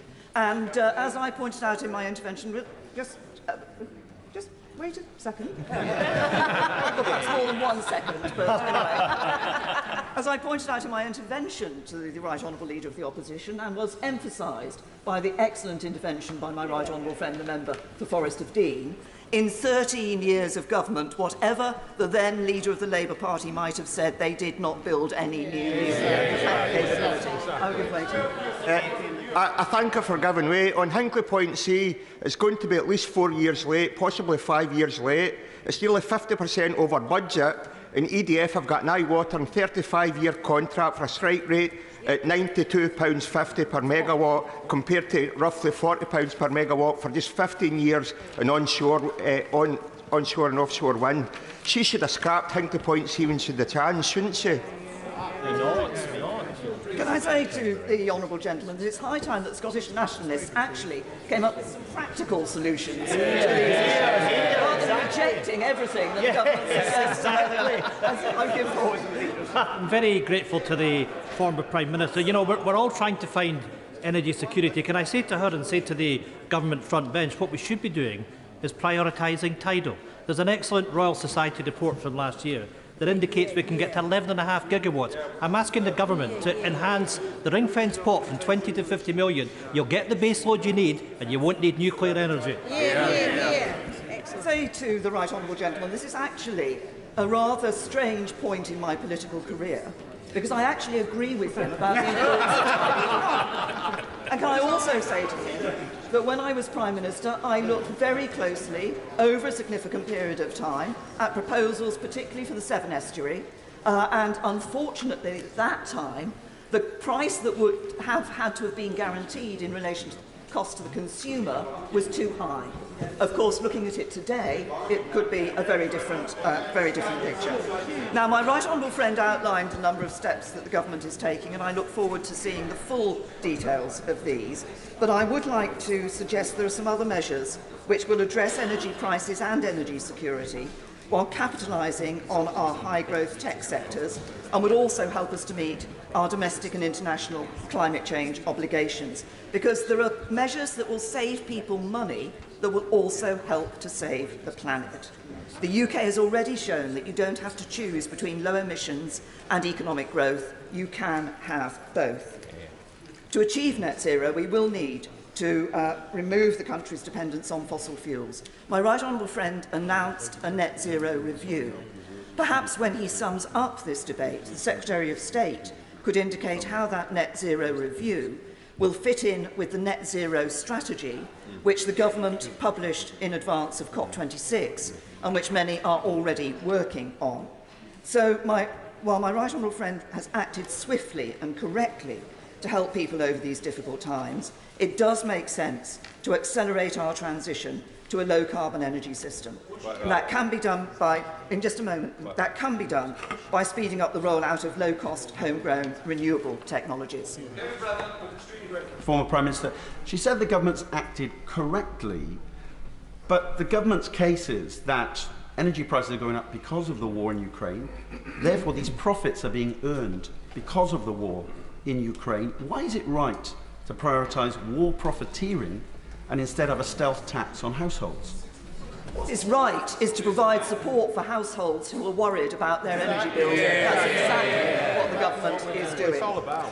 Of course, if we are going to increase our use of renewables, and it is important that the price that people are paying for their electricity reflects the cost of that production and not the cost of gas. And I welcome again the fact that my right honourable friend, no, I'm going to make some progress. I'm going to make some progress on it. Can I say to my right honourable friend that I'm pleased that she's actually indicated that she's going to take action in relation to that particular matter. Can I also say that getting full benefit from this does mean upgrading the UK's power grid infrastructure. Alongside this, we do need to improve the energy efficiency of homes. And this would not just reduce demand for energy, saving people money, but again, it's an element that will help to save the planet. We do need to consider rolling out a significant home insulation programme. There is also... I will give way to my honourable friend and then I'll give way to them. I'm very grateful to my right honourable friend. Her government did indeed look very closely at the prospect of a tidal lagoon off Swansea Bay. And at that time, it is quite correct, as she says, that it was too expensive, although the price now looks relatively attractive. But does she agree with me that actually the real opportunity at the moment, which the current Chancellor has been very supportive of when he was at Bayes, is for marine energy to come from tidal stream, which the new renewable auction is supporting, but there is much more that can be done, especially if we can affect the planning regulations around the pipeline of opportunity. Does she agree that there is more this government could do on that? Yes, I absolutely agree with my honourable friend, and I welcome every opportunity to actually increase the diversity of our supply of energy, and looking at these new opportunities is absolutely a way to do that as well. I said I would give way to the right honourable gentleman. Very grateful, and of course I completely support the tidal lagoon in Swansea, and I hope that that is now a real possibility for us. I hope the Prime Minister would accept that. But I just want to, and I agree with her about insulation. I think I understood the Prime Minister to say earlier that there was going to be protection for public services for just 6 months. Many local authorities, hospitals, schools are facing dramatically increased bills already. Aren't they going to need more support than just 6 months? Say that I think the public sector will be very pleased to hear that the government has taken their concerns on board and is providing support for them. Can I also say, as another step that I think the government needs to take, it should look at regulations, building regulations. We are still building homes with gas boilers. Doesn't it make sense to actually change the regulations? Because those homes will have to be retrofitted in just a very few years' time. And surely it is more cost effective to take action now. On that very point, which you give way I'm very... Before, the honourable gentleman had one intervention. What I'm bothered about is a lot of people want to get it. I don't want to stifle the debate, but I want to make sure everybody gets a voice. Yes, I apologise, Mr. Speaker, for being generous in interventions. The government is also key to driving greater private sector investment in low-carbon solutions. For instance, by we've already heard about some early-stage technologies and emerging sectors such as hydrogen production. Greater investor certainty cuts the cost of new technology, drives innovation, creates jobs and boosts economic growth. And the government's unequivocal support for this agenda would be a positive signal not just for our green tech industry, but for the ambition of the UK economy more broadly. Now, no, I'm just about to finish, so. People need help with their bills today. That is what the government is providing. But Britain led the world through the Industrial Revolution. If we grasp the opportunity now, we can lead the world in a cleaner, greener form of growth. Hear, hear. We now come to the Leader of the SNP, Ian Blackford. Thank you, Mr. Speaker. Can I say it's a pleasure to follow the former Prime Minister, the Right Honourable Member for Maidenhead. And if I can just reflect back very briefly on the way that she behaved when she was Prime Minister, and I have to say the courtesy that she showed to opposition leaders, whether it was the then leader of the Labour Party or ourselves as a third party. And if I can gently say to the Prime Minister that some of the protocols of making sure that we had advanced sight of statements is important, and indeed that we're aware of when the Prime Minister would be coming to the Chamber to speak. I don't know if she's listening to any of that, but it would be helpful if that could be passed on. Mr. Speaker, at the start of the year, we were faced with an energy crisis. By the summer, it was an emergency. Right now, today, we're at the precipice of a humanitarian disaster. Because it's no longer a question of whether to heat or eat, when many households can no longer afford to do either. Would the honourable gentleman give this, let me make some progress on it, and I will. This cost crisis puts livelihoods and lives at risk. And all the while, as this disaster deepened, all summer, the Tories spent all their time desperately fighting amongst themselves, and the public were left desperately waiting for a real cost of living plan. We finally have a plan today, but I fear that when the public absorb the details, it will fall far short of what help they need. Now, we've heard today that the green levies are being scrapped, and that is something that is of deep concern to those of us on these benches, particularly given that the green levies fund the warm discount scheme and, of course, energy efficiency measures for low-income households. And I want to ask the Government to make sure that that support will remain in place for those that need it. But, Mr Speaker, the sheer scale of those soaring energy bills meant that there was never any question that households and businesses couldn't be able to pay the cost of energy bills. They were and they are unaffordable. If these prices weren't frozen, the bills simply couldn't have been paid. So, freezing prices wasn't really a choice. It's the only political option. And when the current price cap stands at £2,000 with a 54% increase since spring, and many people are already unable to pay, setting the cap at £2,500 isn't an actual freeze. We know too that businesses, especially SMEs, are facing even sharper cost increases than households and an avalanche of insolvencies and redundancies is forecast. Many businesses simply could not have afforded to stay open. I will give way. Mr Speaker, I thank the right honourable gentleman for giving way. Reed's Bakery in my constituency, which supplies biscuits to the four corners of the world, is in danger of going bust by Christmas. So can I appeal to the Government, in a spirit of inclusivity, to please look at the letter I've been sent by Reed's Bakery and to see what could be tailored to help a vital business in a remote part of the UK. I agree with my honourable friend, my neighbouring MP, and indeed over the course of the last few weeks I've visited businesses in Ayrshire with my honourable friend, the member for Kilmarnock, and visited another bakery, Brownings, and in fact met with the industry body. And it's clear that bakers in particular are facing real struggles with the rise of energy and other costs. And it's critical that the Government gives the details of what they're intending to support business. I'll take one more intervention, then I'll... Grateful to the right honourable gentleman. On the question of the cap, the Prime Minister indicated that one of our reviews is going to be on regulation.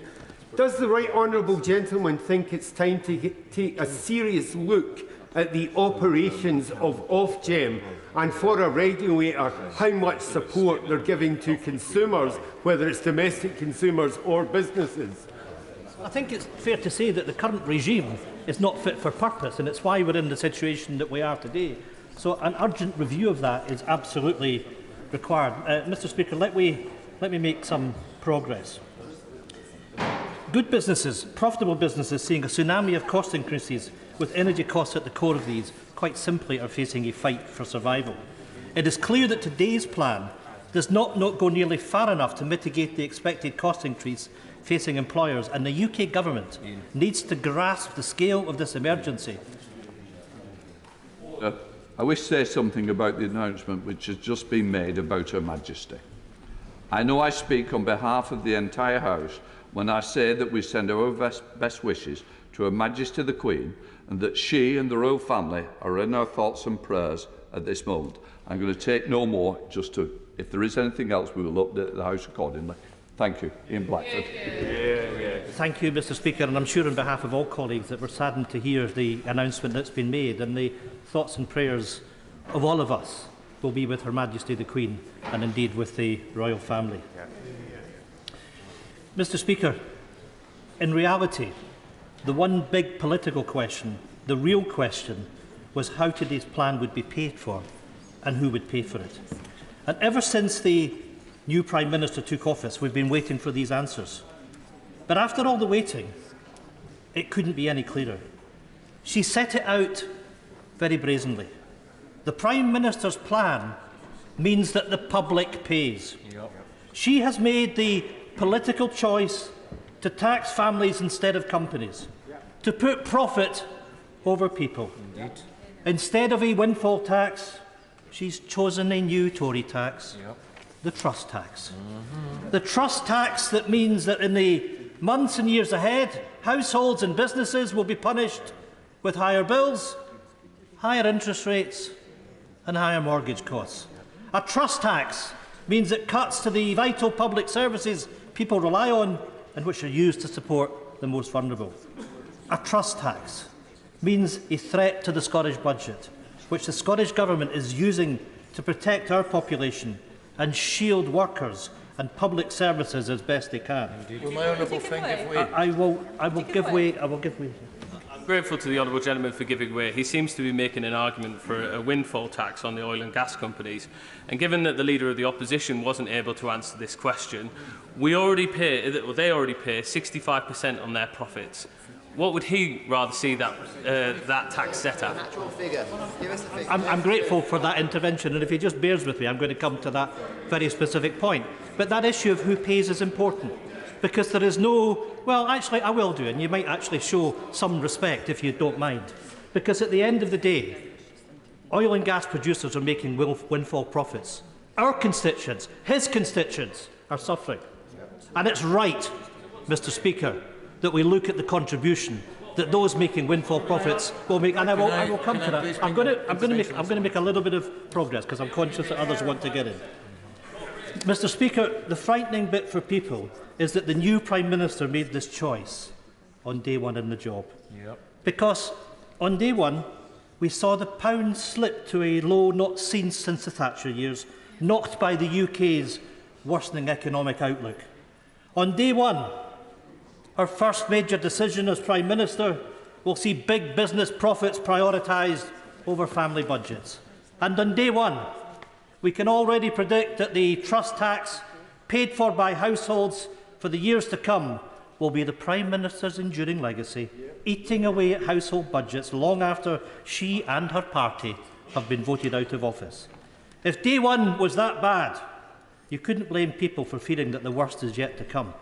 Mr. Speaker, the decision not to bring in an additional windfall tax is the biggest and the worst political choice in this plan. Because let's look at Shell and BP as an example.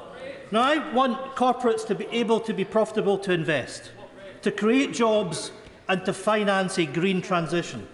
But there is a difference between a fair profit and an excess windfall or excess profit.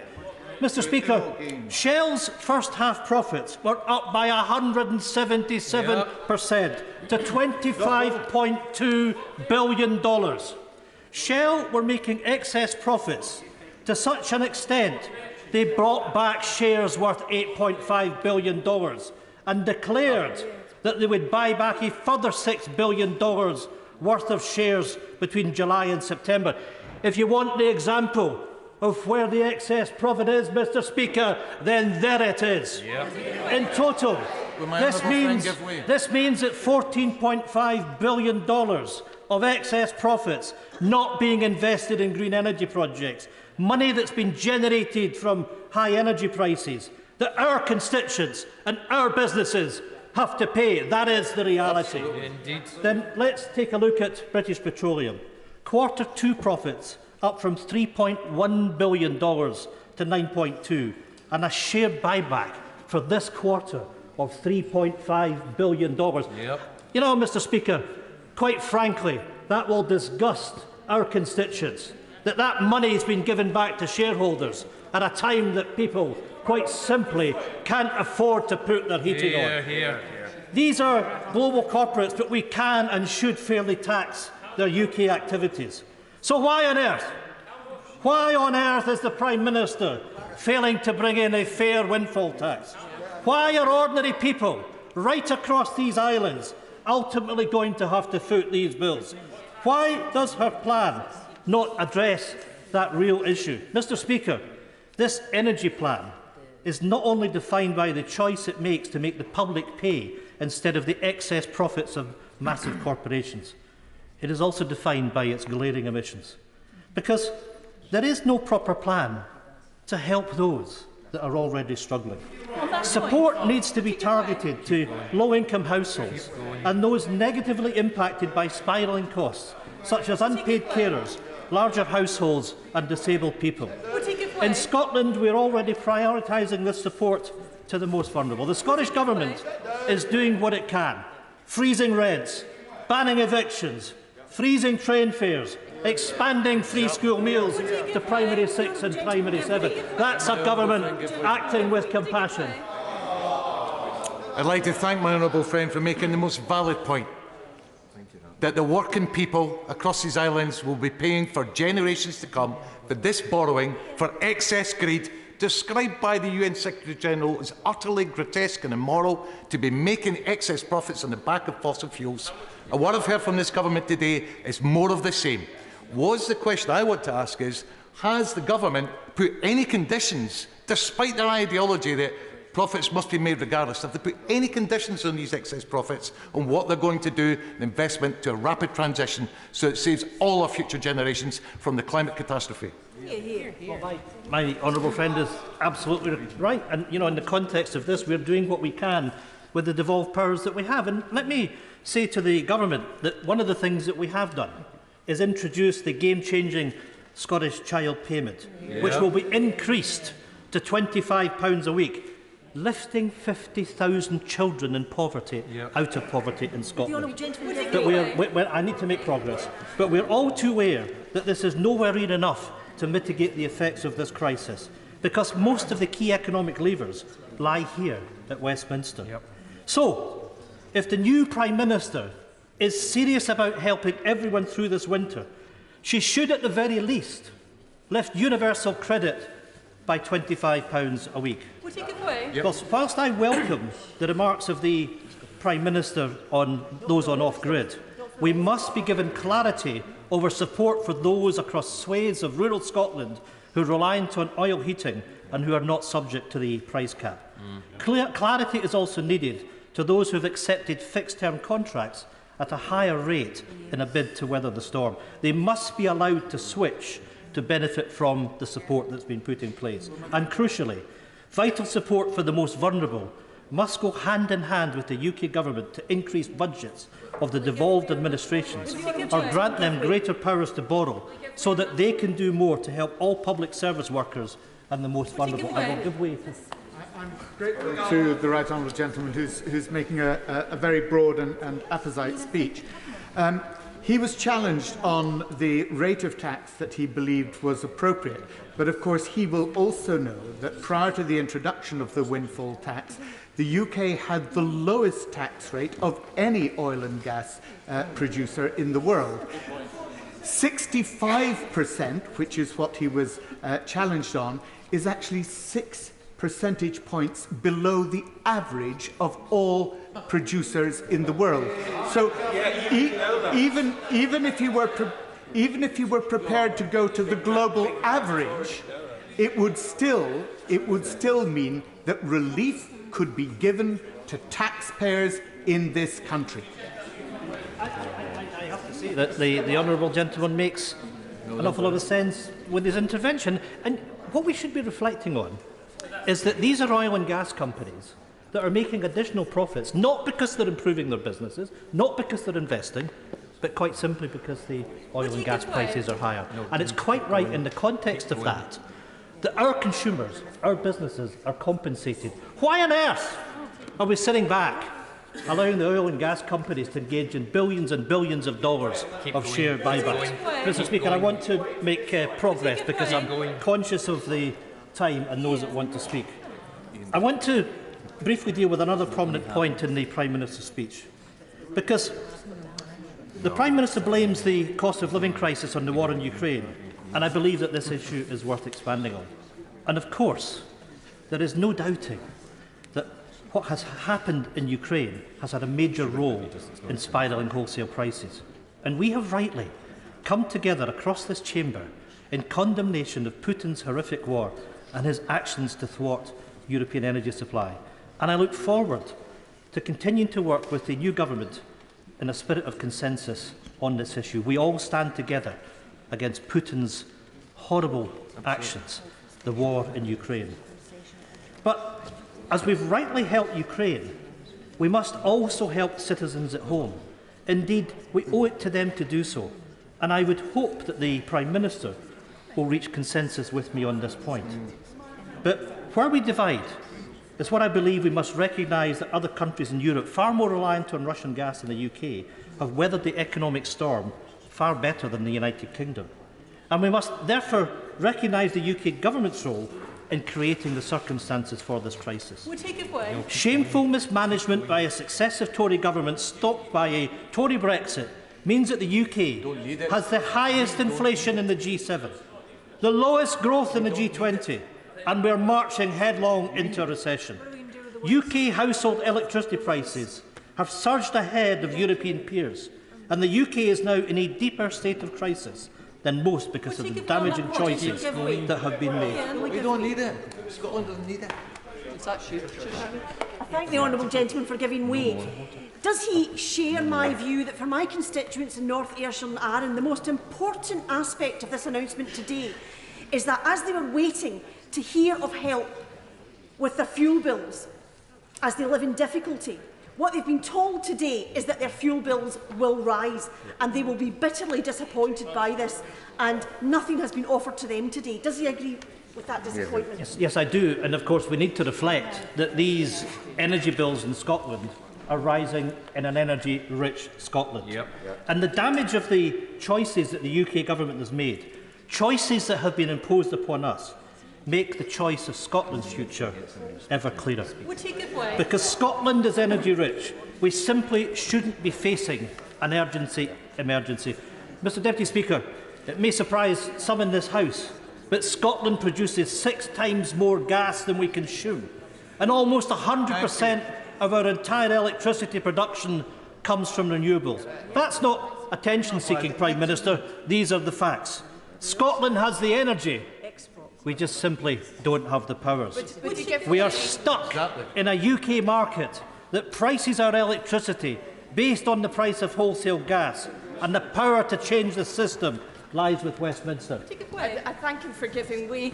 And of course he'll also know that although we are producing almost 100% of our energy from renewable sources, the grid connection charges that are £7.36 per megawatt hour compared to 40 pence per megawatt hour in England doesn't help further investment. Incredible. We need these grid connection charges to be reduced, because my constituents want to know, when they can see windmill or wind turbines outside their windows, why are their prices going up? Well, again, my honourable friend makes a very, very important point.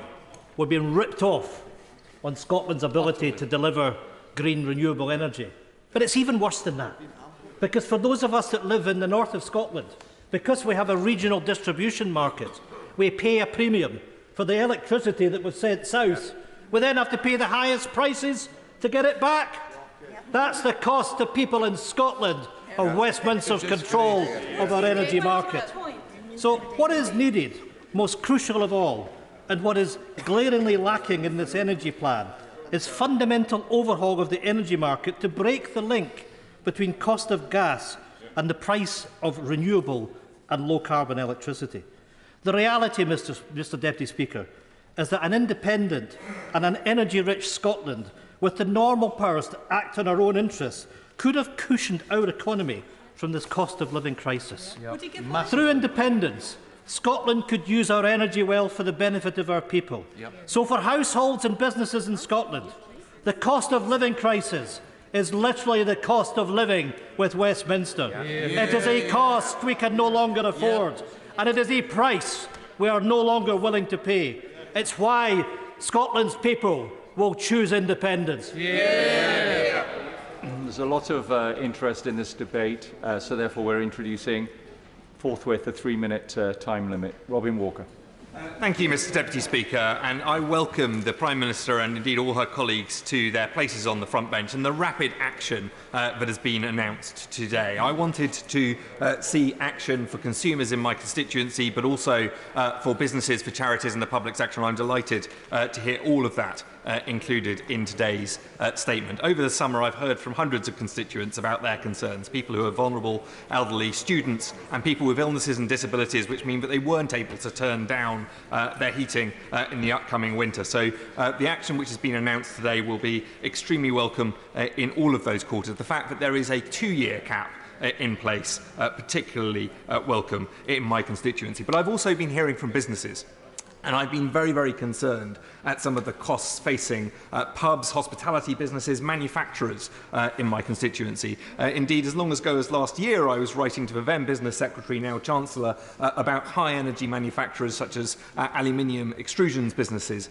Superform and Aeromet in my constituency, and about some of our largest manufacturers, Worcester Bosch and Mazak, and the impact of energy costs on them. So I'm delighted that today's announcement also means help for businesses with energy. And of course, that help for businesses with energy is also, in the long term, help for consumers. I look forward to hearing more about the urgent work going on to support the hospitality sector, which is so important in all of our constituencies. And even retailers have been affected by these issues. I was hearing from a wonderful independent retailer in Worcester, Toys and Games of Worcester, that their energy bills were going up by as much as 400% they expected later on this year. I hope that this intervention today will mean that no longer happens and that business can continue to thrive. I'm delighted as a former schools minister to hear of the help for schools. I know some of the challenges that they face with energy pressures, and I think it's vital that we help them to address those. I do think the intervention on that front is vital and important,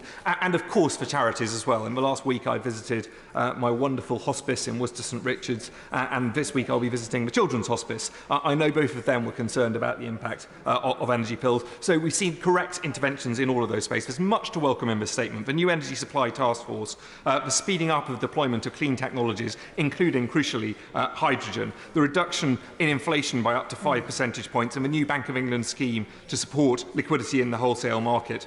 A review to ensure net zero can be met in a way that supports business and is pro-growth, which I'm delighted to hear is taking place under my honourable friend and sometime lookalike for Kingswood.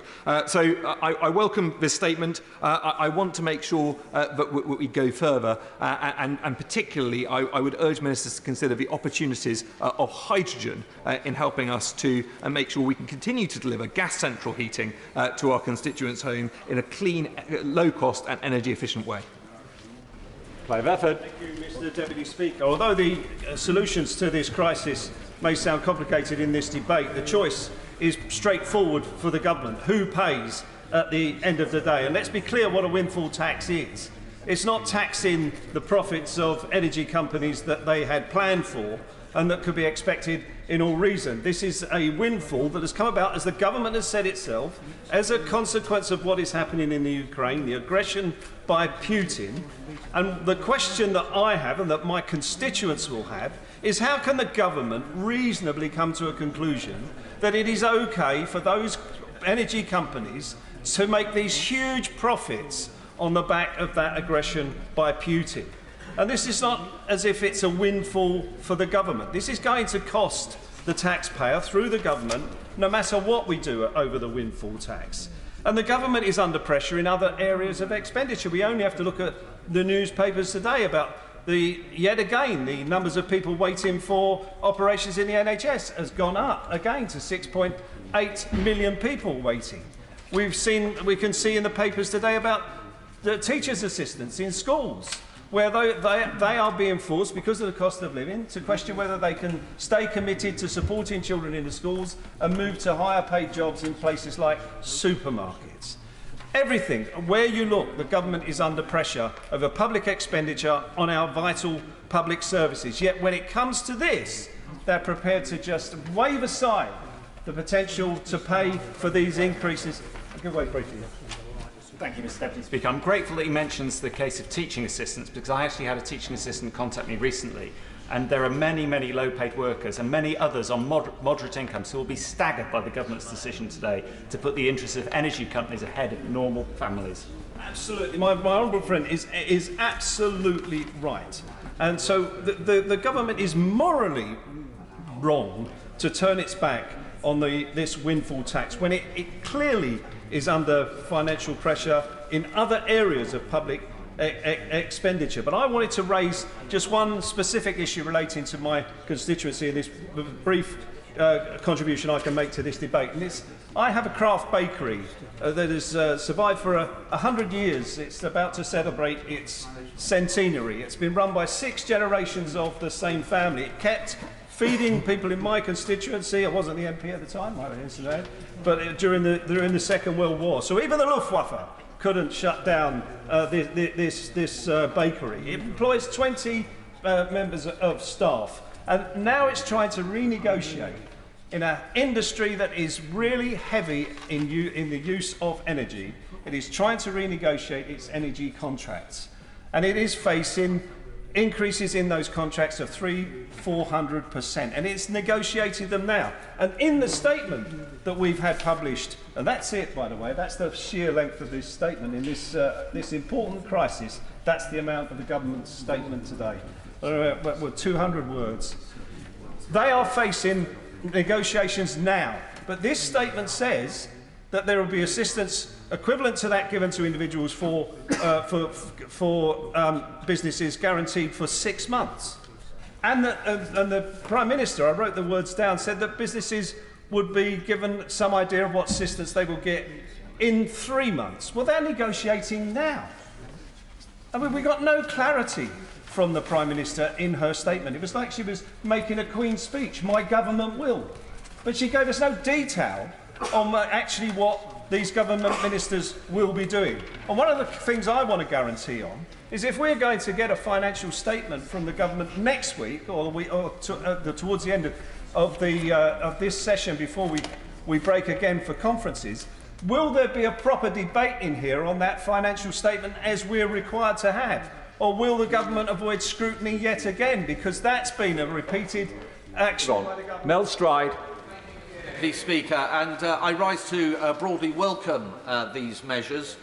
We know that we live in terribly difficult times. Yesterday, the Treasury Committee took evidence from the Governor of the Bank of England and other members of the NPC, and the point was made that the impact of these energy rises on households is about 4 times that which occurred in the 1970s. These are truly frightening times, and so I'm very pleased that my right honourable friend, the Prime Minister, has come forward with such a bold package of measures, both for consumers but also critically for businesses over the next 6 months with a review after 3.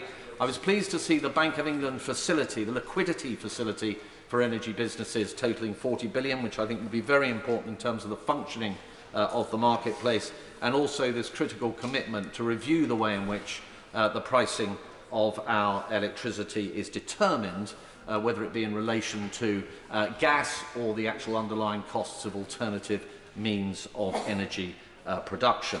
I did want to focus briefly, Mr. Deputy Speaker, on the macroeconomic issues here, which are easy to overlook. This is a huge intervention. The Prime Minister detailed that the Chancellor would come forward with those costings at the emergency fiscal event that he is to present to the House soon. Now, that in terms including, or alongside, should I say, the tax reductions that have been mooted, plus the other pressures on the public finances, mean that debt is most certainly going to increase, as is the deficit. And whilst it has been stated that inflation will be assisted by these measures, which is true, inflation, of course, is just a measure of price rises relative to a previous period at a particular point in time. And whilst it may be the case that the downward pressure on the CPI from these freezes will be positive, it will be a stimulus to the economy, and through time, Mr. Deputy Speaker, inflation may actually net increase. Now, that will require a response from our central bank, which may see interest rates in the more medium term increasing with increased servicing costs for our debt. So I think we need to see this very much in the round, and this is where I think this debate around the windfall tax actually should be at least considered, and the Treasury Committee will be looking at that in some detail. The final point I wish to make in my remaining 30 seconds is I think it's critical that when it comes to the emergency fiscal event, we do have an OBR independent forecast to take into account all of these issues, the great uncertainty that we're talking about, the huge fiscal interventions which have yet, the costings have not been presented to us. We need to see what the impact of that is going to be on the public finances in order to reassure the markets. Thank you. Thank you. Caroline Harris. Thank you, Mr. Deputy Speaker. Everyone will be affected by the rise in energy prices, all looking for ways to cut back by being more careful about the appliance we use or opting for alternative ways to keep warm and prepare meals. It's a worrying time for many of my constituents in Swansea East, and for the others, the length and breadth of the country. But for some, the worry and the fear are even greater. Over 60,000 people across the UK are in need of renal replacement therapy in the form of dialysis or a transplant, as is my daughter-in-law Hayley is one of those. Hayley suffers from kidney failure and has done since she was 11. A transplant at 15 gave her 7 years of freedom, but for the last 11 years she's been back on dialysis. Home dialysis allows Hayley to spend more time with her family and has even given her the opportunity to attend university and to go to work rather than spending 3 days a week in hospital. But running the machine for 10 days, 10 hours at a time, 6 nights a week comes at a price. The approximate cost for electricity to run the home dialysis machine is almost £80 per month at present, and with energy prices set to soar, these costs are only going to increase, threatening many patients' ability to continue their life-saving treatment at home. Charity Kidney Care UK and the Popham Kidney Support in my constituency have both recently contacted me about their concerns for patients and the lack of support they are being offered by energy providers. In Wales, patients like Hayley are reimbursed by the Welsh Renal Clinic Network, but with the cost of extra energy needed for home dialysis machines expected to increase to £2,000 a year, the level of financial support will fall far short. And the situation is even worse in other parts of the country, where reimbursement amounts vary considerably, with some patients receiving no help at all. The cost of kidney failure and other chronic conditions should not be borne by patients.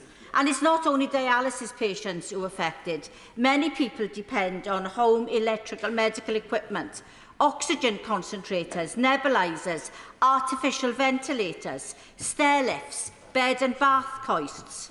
Add to this the additional cost for heating and lighting, and many vulnerable people are feeling the pain of this winter. No one should be in a position where they have to cut down use on this vital equipment for fear of paying their bills. So for my daughter-in-law and for all the Hayleys out there who are looking at uncomfortable increases and unaffordable increases, can the government ensure that sufficient financial support is made available to cover these essential electrical medical equipment? Thank you, Mr. Speaker. Scope of my comments brief, given the time available. Can I just ask the Minister, in the energy update, the written statement that was published, there was confirmation, and the Prime Minister confirmed this as well, that the Chancellor will set out the expected costs as part of the fiscal statement. Can I ask if those costs will include the government's assumptions of how wholesale prices are going to move over the coming months and years? Yes, it's an estimate, but you have to make some assumptions to calculate the cost. And secondly, and importantly, will the estimates of the costs of this package be independently scored by the Office for Budget Responsibility, or will they simply be the government's assessment of costs? It would be helpful if the Minister, winding up the debate, could confirm which of those two it will be. Secondly, can I welcome wholeheartedly the confirmation from the Prime Minister that those people who are off the gas grid will be protected by this announcement. A full 40% of my constituents are off the gas grid, and I believe the number is broadly similar in the Prime Minister's own constituency. But a specific question, it's great that there's been confirmation they're going to be helped, but a bit more detail on process is important for this reason. People who buy oil and people that buy LPG tend to buy it in lumps. They have to fill a tank. And they will need to know, if they, for example, were to place an order today to make sure they have sufficient energy, they will need to know whether the cost of that order will be covered by this price guarantee, or whether it will only be for deliveries that take place after the 1st of October. So even though the details may need to be worked through, some confirmation about that I think is incredibly important. It would be terrible if someone on a low income made a very expensive purchase today and then discover they'd inadvertently cut themselves out of help. But equally, we don't want people running out of energy by delaying those purchases. The final point is just to flesh out what I said in my intervention on the Leader of the Opposition. My understanding is the £170 billion excess profit, over half of that includes profits made by foreign companies on energy supplied to the United Kingdom. That is not within the scope of the Exchequer to be able to tax it. And secondly, we already have a windfall tax. We're already taxing excess profits at a total rate of 65%, and that windfall tax has been legislated for by this House, and it will stretch forward to December 2025. So I don't really know what the Labour Party are arguing for, and I notice in my intervention the Leader of the Opposition would not say at what rate he thought a windfall tax should raise. 65% seems quite high to me. Helpful if Labour could confirm what they believe it should be. Senator Davey. Mr. Speaker, following the Speaker's statement earlier, I think all our hearts and thoughts and prayers are elsewhere, but I do want to contribute to the debate and to actually agree with the Honourable Member for the Forest of Dean on his questions on heating oil. I think that's a critical issue for many, many people in rural communities, and we do need answers, and we need them immediately. Mr. Deputy Speaker, what the Prime Minister has just announced is not a freeze on people's energy bills. In the middle of a cost of living emergency, the Conservatives are choosing to put energy bills up by another £500 for struggling families. This hike in people's energy bills comes on top of the £700 rise we saw last April. Struggling families will be paying twice as much for energy as they were last year. People will still be desperately worried about how they're going to keep warm this winter. Last May's £400 discount simply won't make up for this enormous rise in energy bills. So where is the new support for families and pensioners who are struggling? Under the Prime Minister's plan, Mr. Deputy Speaker, fuel poverty will get worse, not better. And turning to the way we think she's proposing to pay for this package, why does it seem the government is handing an eye-watering bill to taxpayers in the form of higher borrowing, which we all know ultimately means higher taxes for taxpayers and particularly for our children? This doesn't seem conservative, it doesn't seem right. Why has she rejected the alternative of a windfall tax on today's oil and gas giants who are raking in enormous, unexpectedly high profits thanks to President Putin's invasion of Ukraine? How is it fair, Mr. Deputy Speaker, to take money from future taxpayers, from our children, and to hand it to today's oil and gas barons? How is it responsible to borrow so much to pay for consumption when our economy is already in such a mess, with the pound falling so dangerously? And on energy policy, Mr. Deputy Speaker, the fair and responsible policy is to increase investment massively in the cheapest and most popular forms of energy available to us, wind and solar. I was absolutely shocked that the Prime Minister did not announce a massive expansion, a fast expansion of renewables to bring people's energy bills down. Mr. Deputy Speaker, the Prime Minister has made some alarming choices today, rejecting cheap wind and solar power, raising people's energy bills even higher than they are now, refusing extra support for struggling families and pensioners, and paying for a policy with higher taxes on our children instead of a windfall tax on fossil fuels. These are the wrong choices. Thank you, Mr. Deputy Speaker, and can I start by saying may God bless our Queen? I welcome today's announcement very sincerely. I think it's fantastic that we've seized this massive problem facing us, and it will give huge relief to so many households and businesses who have quite frankly been terrified by the prospect of what was to come. Assurance now will be greatly pleasing to them, I'm convinced. I did want to just take a couple of minutes, however, to talk about some really low-hanging fruit that I don't think we've made enough of yet, and with current energy prices where they are, there's a lot more that we could do as a government. For example, by going house to house, through energy suppliers, not as government officials, but to assist people with looking at how they can reduce their own energy bills. And there are many, many practical ways, not least of which some great ideas for turning down the thermostat on your boiler. Don't do this yourselves at home, but nevertheless, turning that down to make more effective our use of energy. And secondly, things like turning down the hot water tap pressure to actually reduce people's energy bills. These things are really low-hanging fruit that you could do tomorrow, and that forecasters suggest could save up to 10% of energy bills. But most importantly of all is insulation. And again, current energy prices are a game changer for insulation. And some research recently out suggests that £1,000 could pay for the basic cavity wall or loft insulation for the average household, and that the sector could insulate up to 500,000 homes this winter and 1 million homes next year. And that actually would in itself potentially be cost neutral to the Treasury, because of course then the Treasury won't be paying the excess to pay for the price cap. So with energy prices at these levels, it is worth looking again at massively ramping up insulation at household level.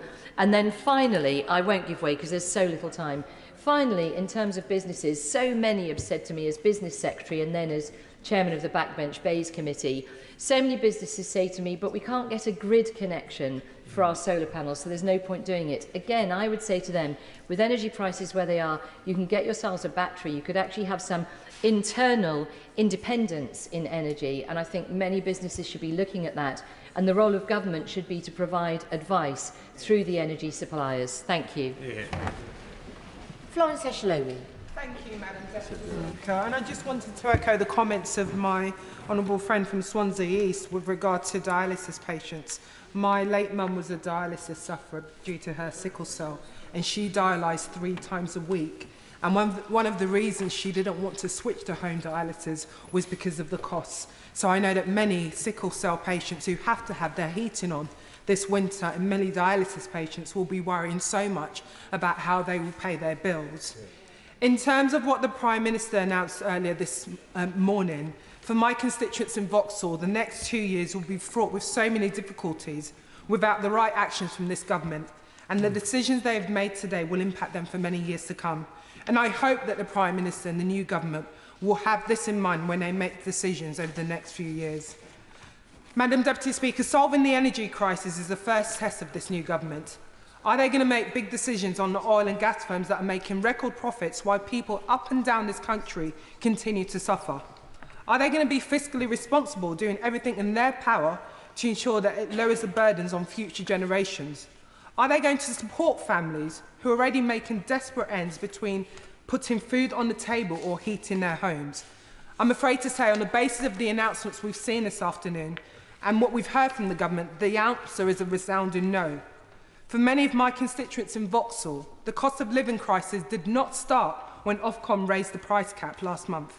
For many of them, it didn't even start when Russia invaded Ukraine earlier this year. The squeeze that they've been seeing in their wages and not keeping up with the prices has been the feature of this government over the last few years.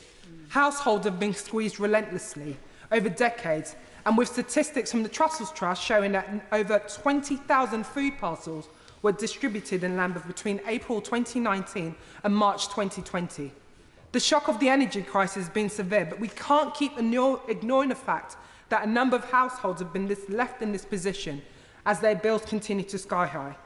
We can't ignore the fact that the failure to insulate homes over failed insulation policies with the end of the warm front discount introduced by the Labour government. But what do we get from this government? We get the rule book ripped up on fracking while people continue to not see untapped onshore wind potential. We get attack on workers' rights. People taken to lose a day's pay, or in some cases more, to fight for their wage increase and their workers' rights. Yeah. We see scraps of policy on insulation on our homes as our homes continue to bleed the energy they need, bearing the hallmark of the incompetence of the last 12 years of this Conservative government. Yeah. Madam Deputy Speaker, we can't afford to go on like this. Enough is enough. And we need a sea change from this government to recognise the issues that people in Vauxhall and up and down this country are facing. We need a sea change and we need a new government. Yeah. Chris Green. Thank you, Madam Deputy Speaker. I welcome the Prime Minister, her statement today, setting out two broad areas. Firstly, the immediate support she's going to be giving so many people right around the country, and also to businesses like many here, perhaps all here. Many constituents of mine have been getting in touch to say how concerned they are about the cost of energy now and how fearful they are about the cost of energy this coming winter. So the decisive action the Prime Minister's taken is incredibly welcome. But I'd like also to highlight the longer-term vision that she has.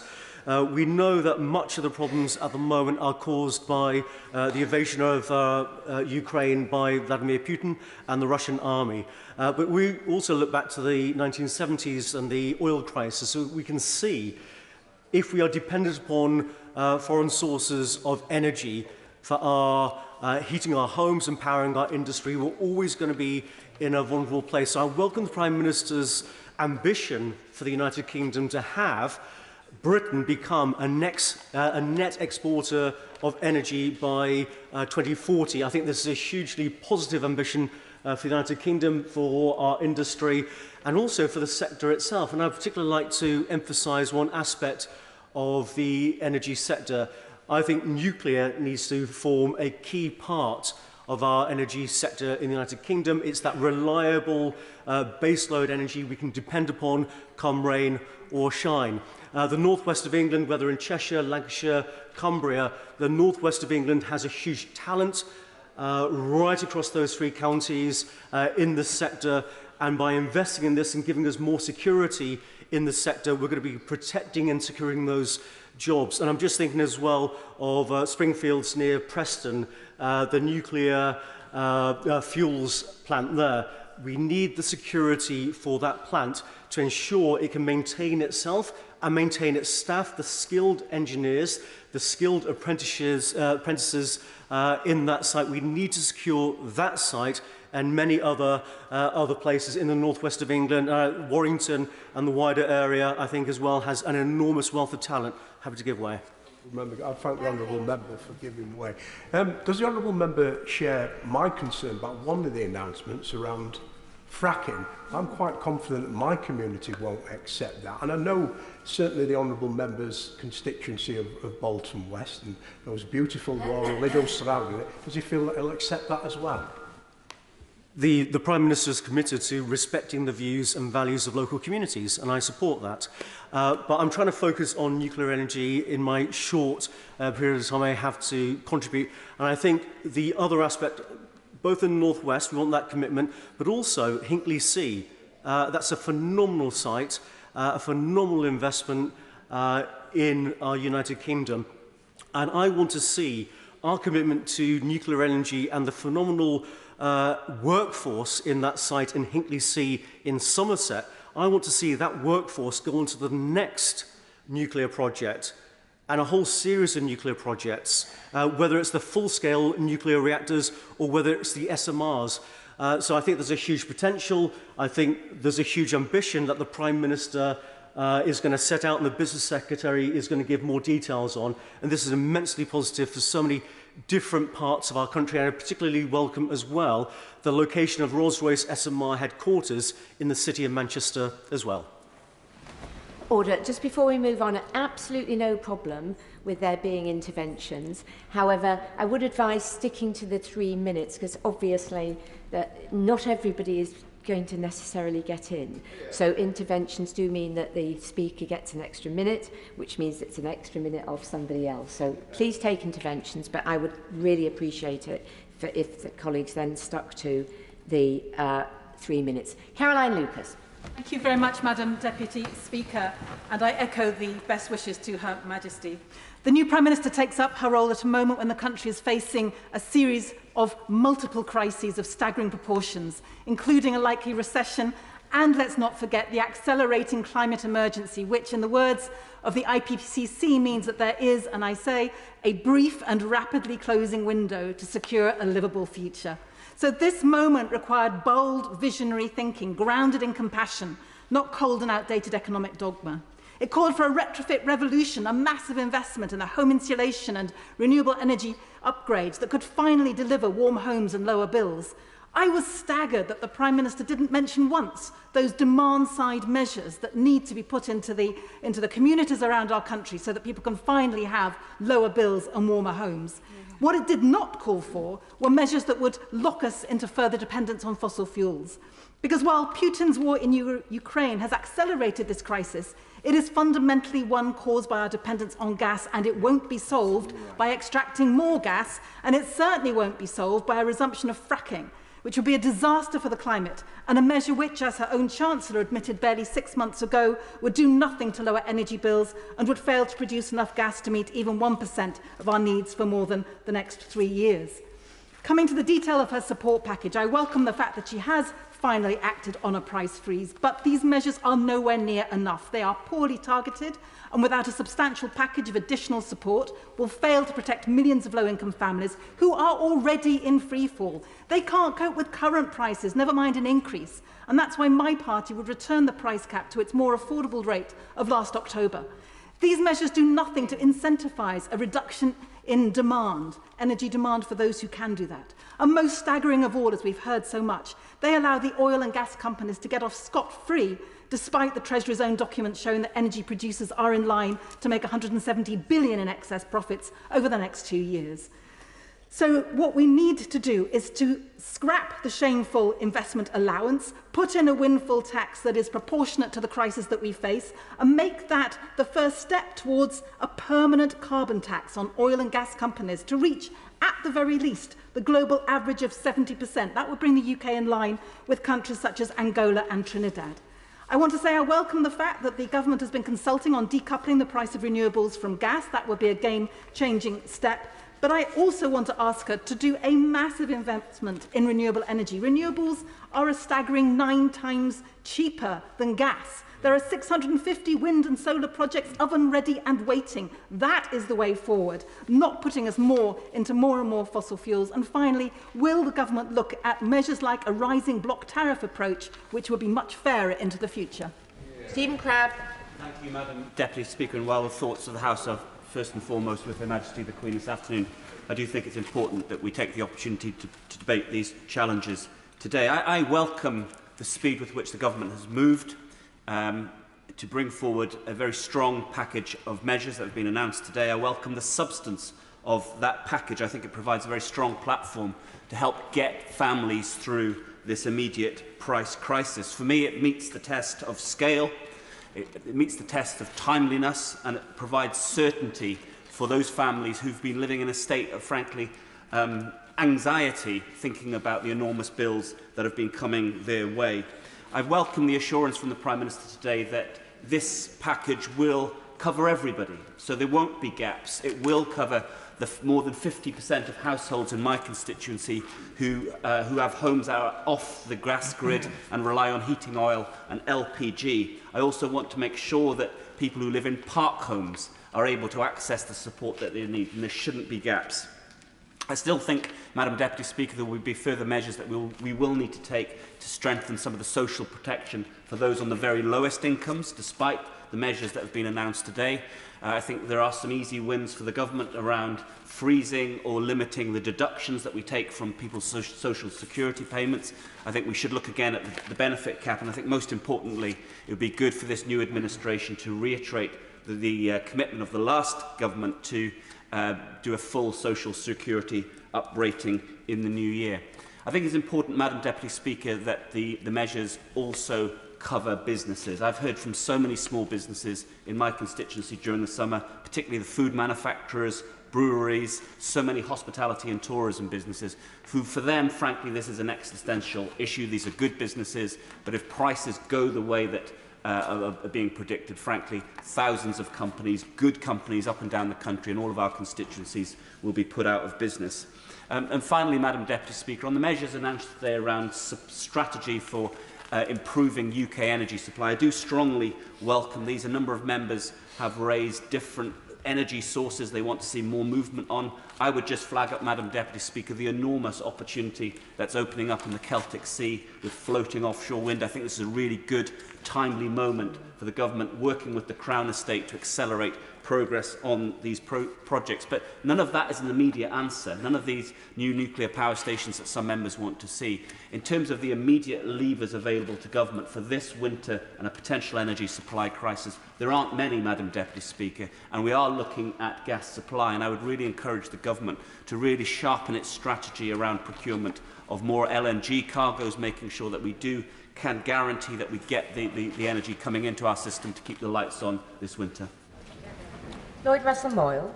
Madam Deputy Speaker, some of the announcements are welcome, particularly a focus on people who are not on the grid. I would like to highlight to the front bench, and I do hope that they will go away and seek more clarity, for people who resell energy, often landlords in blocks who buy the energy on the commercial market and resell it to their tenants. It's never been explicitly mentioned by the government. They've talked about heat networks, which is if the landlord is running a boiler, but not if you are supplying the electricity directly to that flat. Those meters are not on the official meter grid. They will not be eligible for the £400 support from this government even at the moment, unless action is taken. There needs to be some urgent action there to ensure that the landlords can purchase the prices at fair prices and they pass them on. At the moment, the landlord has to pass it on at the purchase price. I'm not saying landlords are gouging, but there is a problem that the purchase price is a commercial price, not a residential price. So I do hope that they will come back with further clarity on that. But the reality is that this package still is a £500 increase on what energy bills are today. Yes. This is not a reduction, this is an increase, and it didn't need to be like this. It didn't need to be like this because we could have regulated the wholesale market price, and the government could have stepped in and offered loans to energy companies to bridge the gap for the gas that they are importing. That could have been the offer, where the debt was put on the energy companies, not on the state, but that wasn't what has been put forward today. We could have seen the government fixing energy prices at what they are today and making interventions, but they didn't see that either. And so there are some real difficulties with this about who pays. Is it the profits of the companies, or is it the backs of the people? And I'm afraid the wrong choice has been made, because future generations, and even this generation in future years, will be paying for this, and that does not seem right to me. And of course, there were some slight mentions around improvements of efficiencies, but not enough.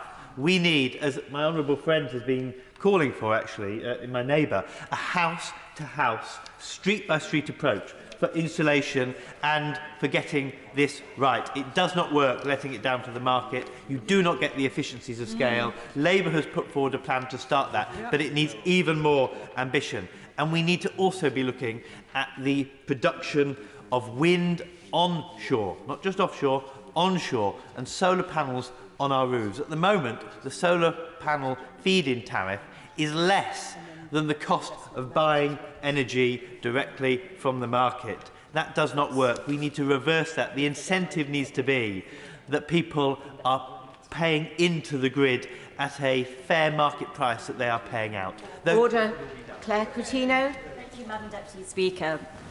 All summer, like many of you in this House, I've been hearing from households, businesses, schools and other public sector organisations, community centres who've been worried about their energy bills going up fivefold in many cases. So I warmly welcome both the speed of this package and this ambition of this package, which I think will bring much certainty to businesses and peace of mind to households and others. I also welcome that we were very clear, I think, about the discretionary funding that will be provided for users of heating oil, of which I've got many people in my constituency, and also the reform of the electricity pricing market, so non-gas power producers are more fairly priced, therefore lowering the cost for many users as well. And the clarity which I think has been provided for those who are switching contracts and will not face exit penalties, I think will again be very positive for many. Instinctively, I would prefer a targeted support programme.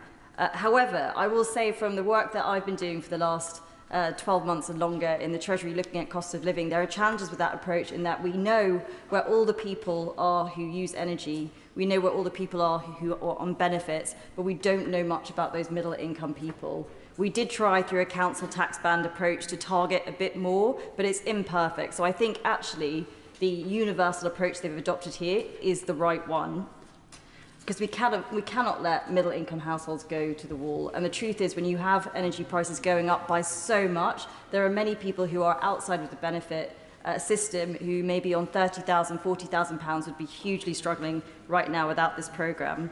However, we cannot deny that there are problems when you distort price signals through price controls, and therefore I was very pleased to hear the Prime Minister talk about energy efficiency and energy security and supply, which will be critical if we get through this period. And lastly, I just wanted to come back on this windfall tax point that's been mentioned multiple times by the opposition, the £170 billion, which they know those profits are not being made here and are not taxable. And the reason I know they know that is they set out their own plans a week ago, and actually they only wanted to recoup £8 billion from the oil and gas companies. So if they really truly thought there was £170 billion up for grabs, and we know how much they love grabbing profits, why did they not set out 20, 30, 50, even £100 billion?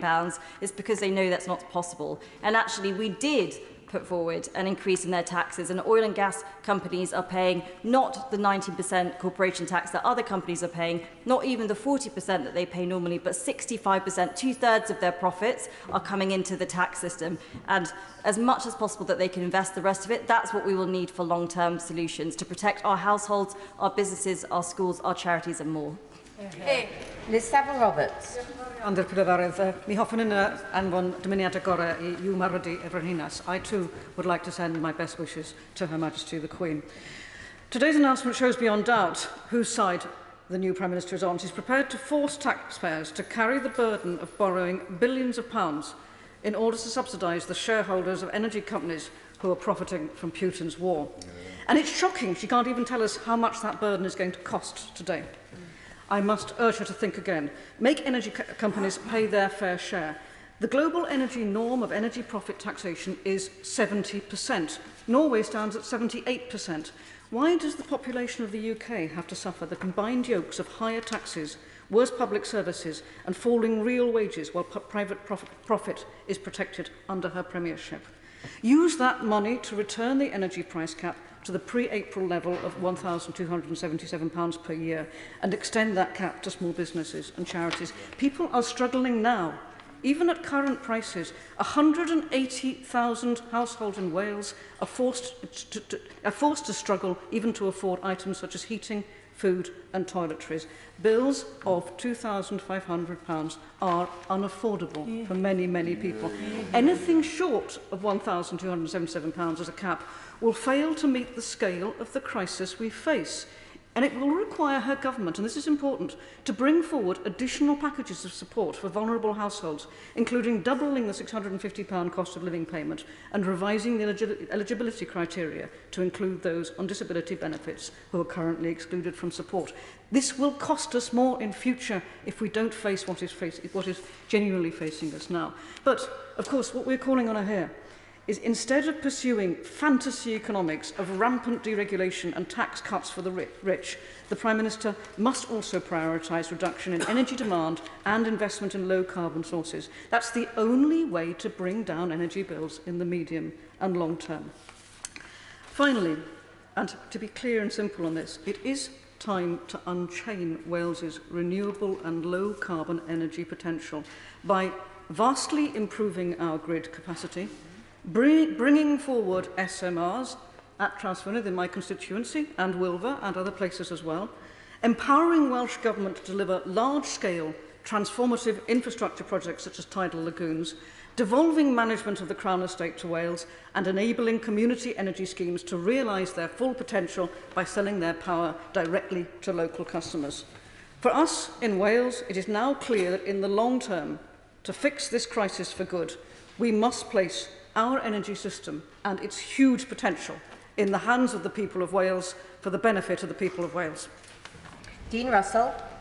Madam Deputy Speaker, and given the announcement earlier, may I also send my best wishes to Her Majesty the Queen from myself and also from all those across Watford.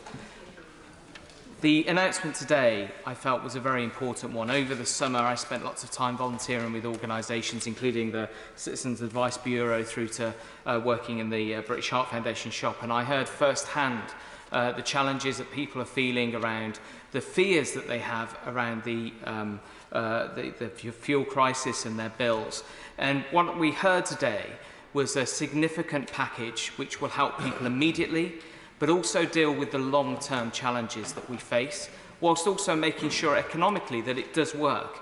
Because as we all know, windfall taxes are a one-off, potentially a two-off, if you could call it that. But once you get to the third or fourth try, it's not going to work. And so what we need is something that works immediately, long-term, but also puts us on a competitive footing around the world. And what we did here today, which I thought was a really important point, was about the fact that by 2040, we want to be a net energy exporter. And what does that mean? It means many things. It doesn't just mean the important part about our own fuel security, but it actually means investment in jobs, investment in education, investment in skills, investment in business, to make sure that we're looking ahead, not to be not only in this situation again, because we do not want to be in this situation again, but also to help other countries around the world not be in this position again, because of the fact that we are actually looking long term. One final point I wanted to make, because I'm conscious you'd like short speeches, and if anything, I am short. I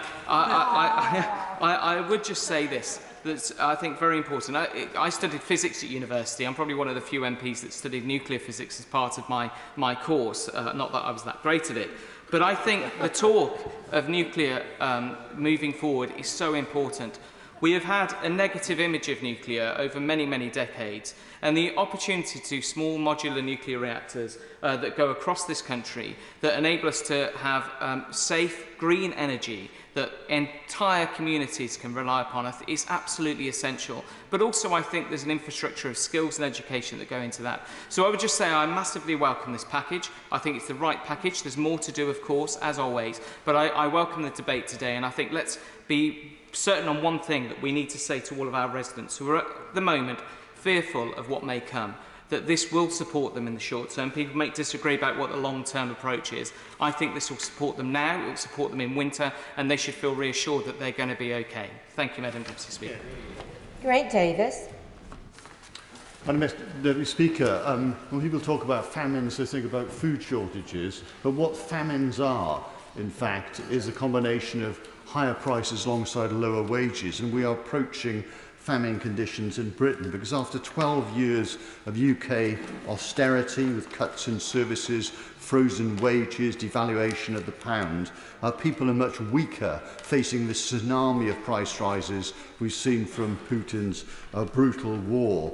And the response we've seen from the oil companies, of course, is that their operating costs are just the same, that the prices go up, they make windfall profits, that they've picked the pockets of British people, and we demand our money back. There is a sort of windfall tax at the moment. That should be continued at international rates, has been said, so we don't face a situation where there's yet another increase of another £500 on people's household budgets. Millions of people are in desperate poverty and simply can't afford that. The Prime Minister rightly talks about growth. What she needs to remember is that the OECD have found that growth is less if there's greater inequality. Yet at the same time, she's talking about giving back national insurance, where the bottom 10% will get an extra £7.60, the top 10% will get £1,800. So in other words, she will be increasing inequality through putting more burdens onto households, giving the rich more in tax giveaways, including national insurance, and not taxing the excess and unjustified profits of big corporations. The OECD also found that growth was very much linked to the education of the poorest, and the ambition of the government is simply to get education spending up to 2010 levels by 2024, but they won't even achieve that because of inflation. Coretta King famously said that poverty is a child without an education, and we've seen education standards now fall through the pandemic, in particular for the poorest, so we need to invest there.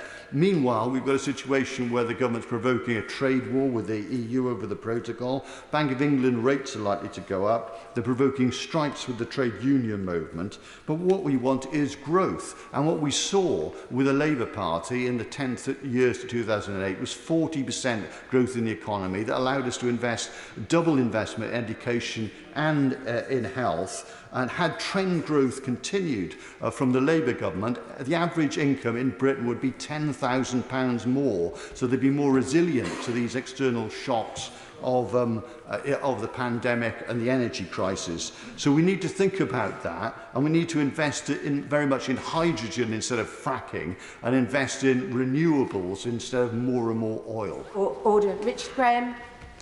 Madam Deputy Speaker, I join with all colleagues here and not here in sending the warmest wishes of support from everyone in Gloucester to Her Majesty the Queen and members of the royal family.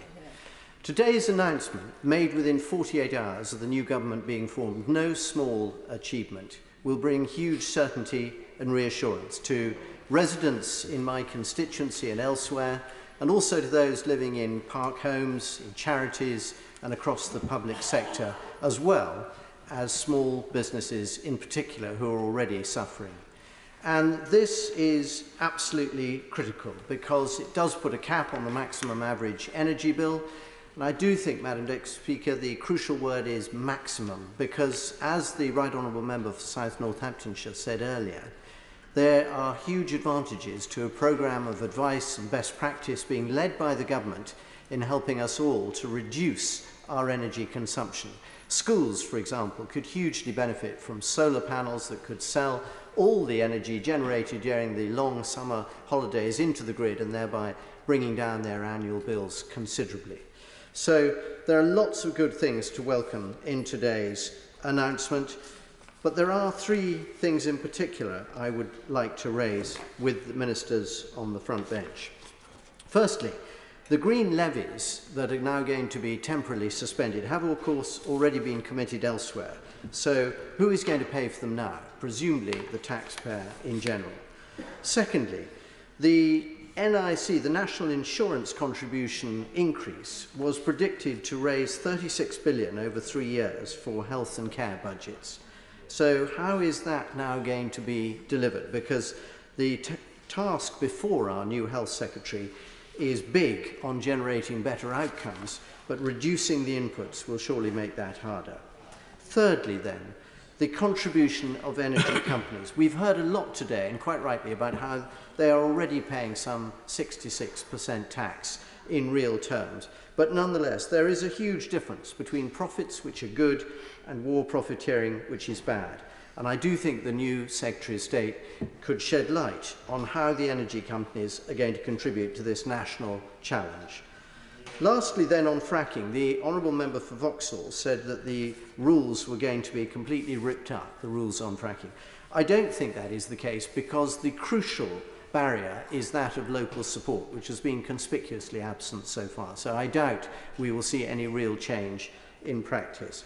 And there is one last thing, Madam Deputy Speaker, to add. A lot has been said about the welcome commitment by this government to nuclear and renewables, quote, embracing diverse sources of energy, unquote. And can I just encourage the new Secretary of State to follow the great example of his predecessor in supporting marine energy? Stephen Flynn.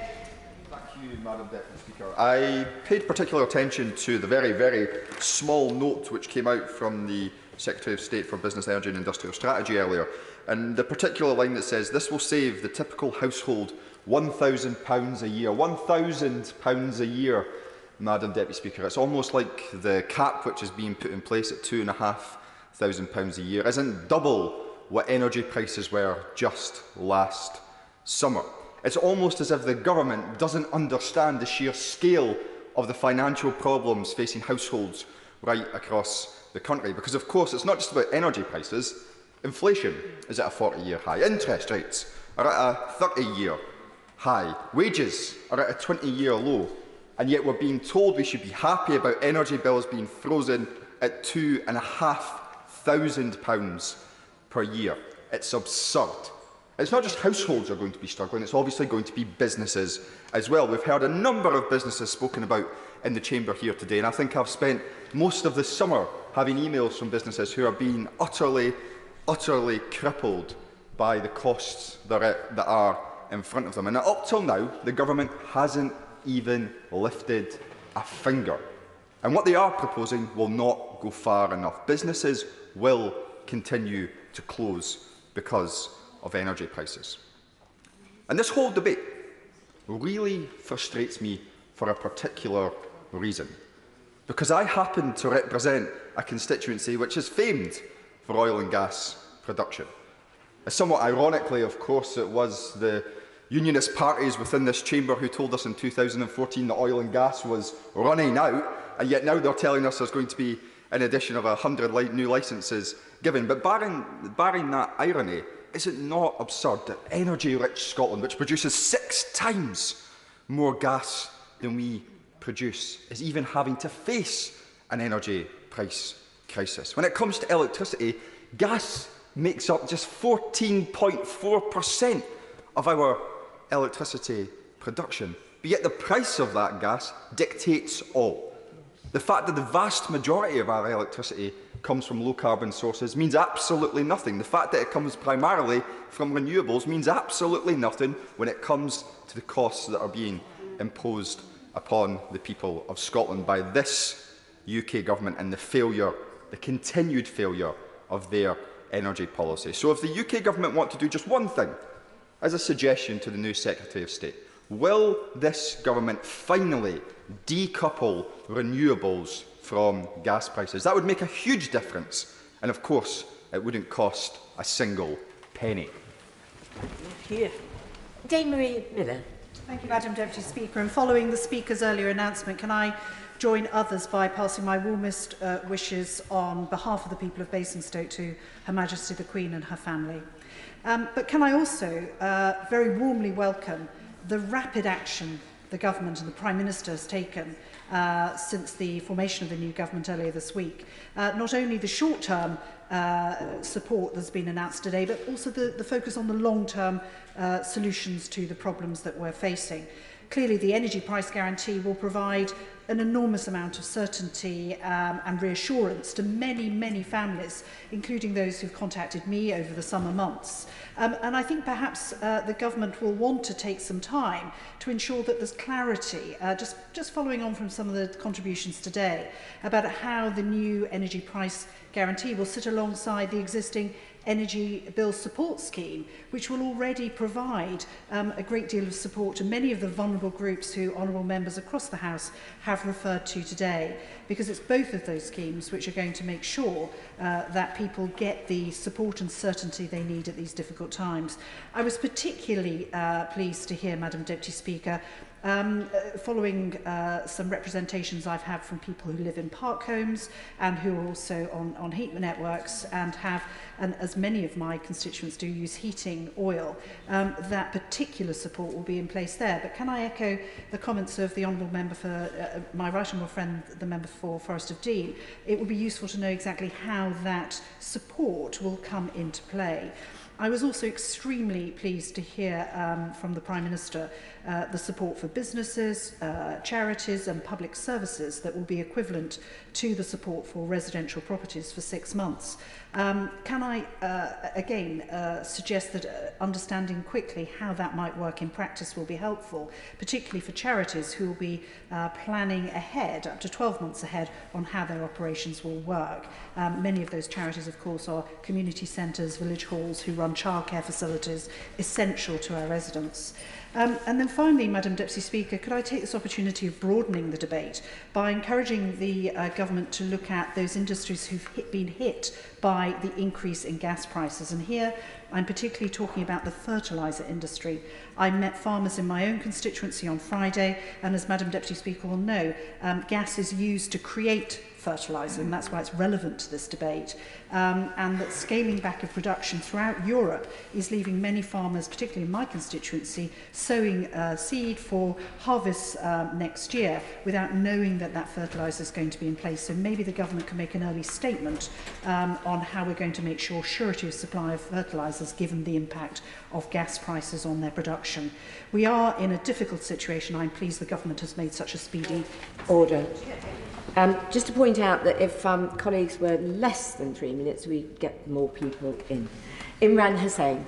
Thank you, Madam Deputy Speaker. We must not forget that for months this Tory government saw the oncoming tidal wave of rising energy bills this winter, yet chose to do nothing about it. For months they callously and deliberately left people in limbo, creating unimaginable uncertainty for people who faced colossal energy bills this Christmas. And for months they let fear spread amongst those preparing to make a desperate choice between heating their home or putting food on their table. Yet what is worse is that for months the current Prime Minister, who was a minister in this government for a decade, was content to go along with this grossly negligent plan of inaction, wasting valuable time when we could have been protecting people. And as we heard the Prime Minister today on that dispatch box, she used the word immediate, she used the word urgent support on a number of occasions. Well, frankly, that's disingenuous, because the Prime Minister cannot suddenly pretend that she's entered Parliament today. She has been a senior minister in previous governments for the last decade, and frankly speaking, she could have taken action along with the previous government months ago and not put people through this uncertainty. Madam Deputy Speaker, addressing a number of other smoke and mirrors, as is customary from the party opposite. Firstly, we've heard the reference to price freeze on a number of occasions. Well, that's simply not true. The point that has been made by other speakers is what we are seeing is a price rise of at least £500 from what people are currently paying, and hundreds more from what people were originally paying. Hundreds of pounds more than my constituents can afford to pay. And, Madam Deputy Speaker, we also have heard silence today. Silence from the Prime Minister on who actually will pay for it. What is absolutely clear, and the Prime Minister has made this spelled this out crystal clear, is the people that will not pay for it is the corporate oil and gas barons that have made £170 billion profit. And in this, her first week as Prime Minister, she has made it absolutely clear that her direction of travel is to continue to drive a wedge between those that continue to get wealthier in this country and those that continue to suffer poverty, and that she will always side on the big corporates as opposed to ordinary working people. Thank you. Marco Longhi. Thank you, Madam Deputy Speaker. And can I also send my deepest thoughts and good wishes to Her Majesty the Queen and to her family, as I'm sure the people of Dudley North would want to send as well. We know, Madam Deputy Speaker, that too many people have borne the brunt of COVID in recent times, and now too many people are bearing the cost of living crisis, which we now find ourselves in. Some of them ask me, Marco, what are you doing to help us? I'm going to have to choose whether to turn on my hot water or feed my children. And when it comes to local businesses, a local owner has contacted me this week saying they are having extreme difficulties with energy prices, so much so that they feel they have no choice but to streamline staff in order to continue trading and paying their bills. No one ever should really find themselves in a position where they have to make these kinds of choices, whether a business or a household. Ordinary hard-working people should not be suffering with anxiety about how they will make ends meet this winter. I, like our new Prime Minister, want to ensure that my constituents, and indeed all of our constituents, get the support they need, and we have the certainty for the months ahead. And so therefore I'm pleased that she's taking this action immediately to provide support and peace of mind for so many. Madam Deputy Speaker, the words I would like to use to describe Vladimir Putin are not appropriate for the polite company of this House. But it is because of him we sit in this House having this very debate. Now, of course, COVID did play a large part in the cost of living crisis, but it is Putin's bully boy tactics cutting off Europe's energy supply, plunging us into the freezing waters that we are facing. Putin did not care if Jenny in Gornal can feed her children, get them to school. Putin does not care if Dorothy in Sedgley can heat her home in her old age. Putin does not care if John in Dudley has to close his business and lay off all his staff because he can't pay his energy bill and continue to employ them. Putin just does not care, but I do, and I know all of us here do. Winter is coming, and we know what could come with it, but it does not need to be an inevitability, and now, thanks to our new Prime Minister, it will not be. The long-term plan to strengthen and secure Britain's energy supplies and to reopen up the North Sea and open up fracking and investing in nuclear will ensure our children and grandchildren do not face these issues as they reach our grand old ages. The new support being pledged today goes a long way to reassure individuals, families and our local businesses. Our new Prime Minister is on our side, not just in the short term, but in the long term. Cooper. Thank you, Madam Deputy Speaker. Earlier this week I raised the plight of households... Sorry?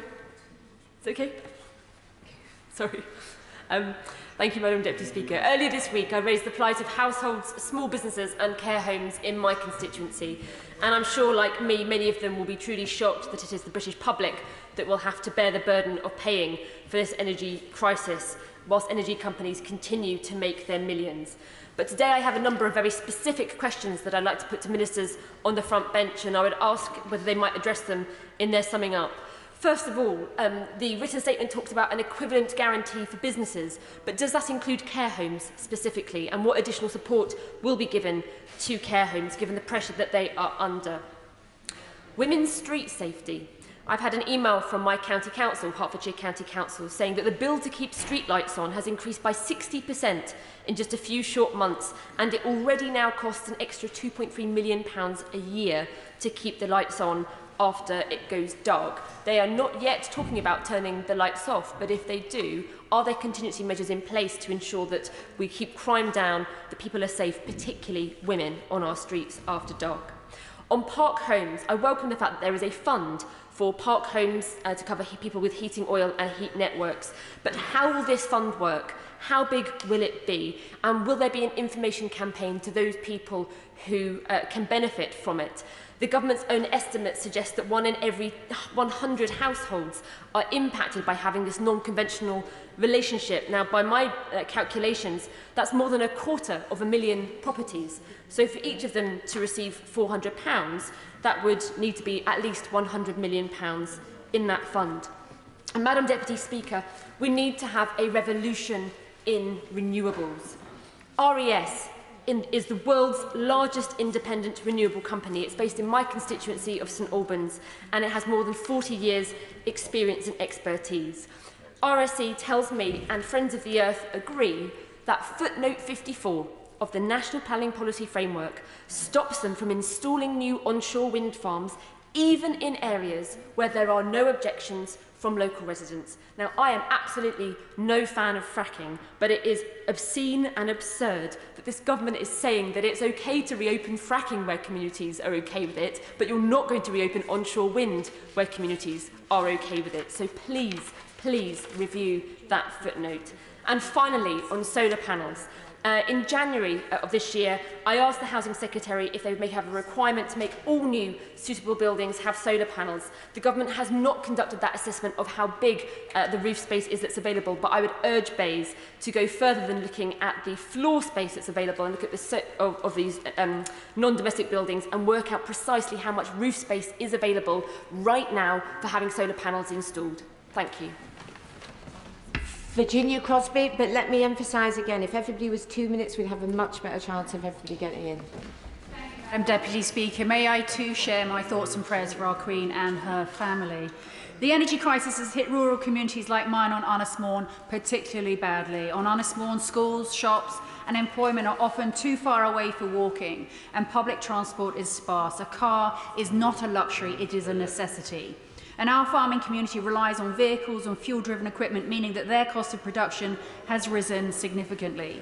We have a larger than average elderly population who need to stay warm in our sometimes harsh winters. And many of my constituents are reliant on LPG and gas to fuel their homes. And this is common in rural communities, but there's often little local competition. And with no price cap in place, families are vulnerable to steeply rising costs. And I'm pleased that this is in an area that is being addressed.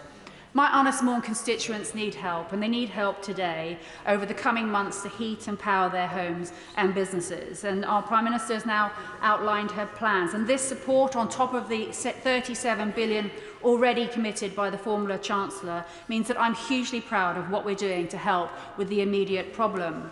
But we need to do more to protect the UK from these crises in the future. And I know that our Prime Minister has not lost sight of the longer term whilst providing support in the short term. And I welcome her enthusiasm for nuclear.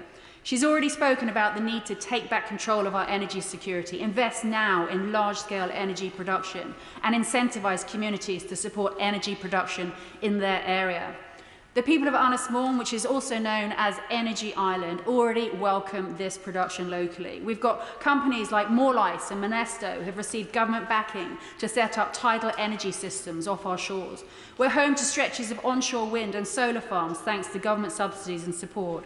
We have Wilver, once a flagship of British nuclear power, with all the potential to reclaim that position following this government's commitment in the British Energy Security Strategy and the new Nuclear Financing Act. And the Holyhead Hydrogen Hub received £4.8 million of funding in last year's budget.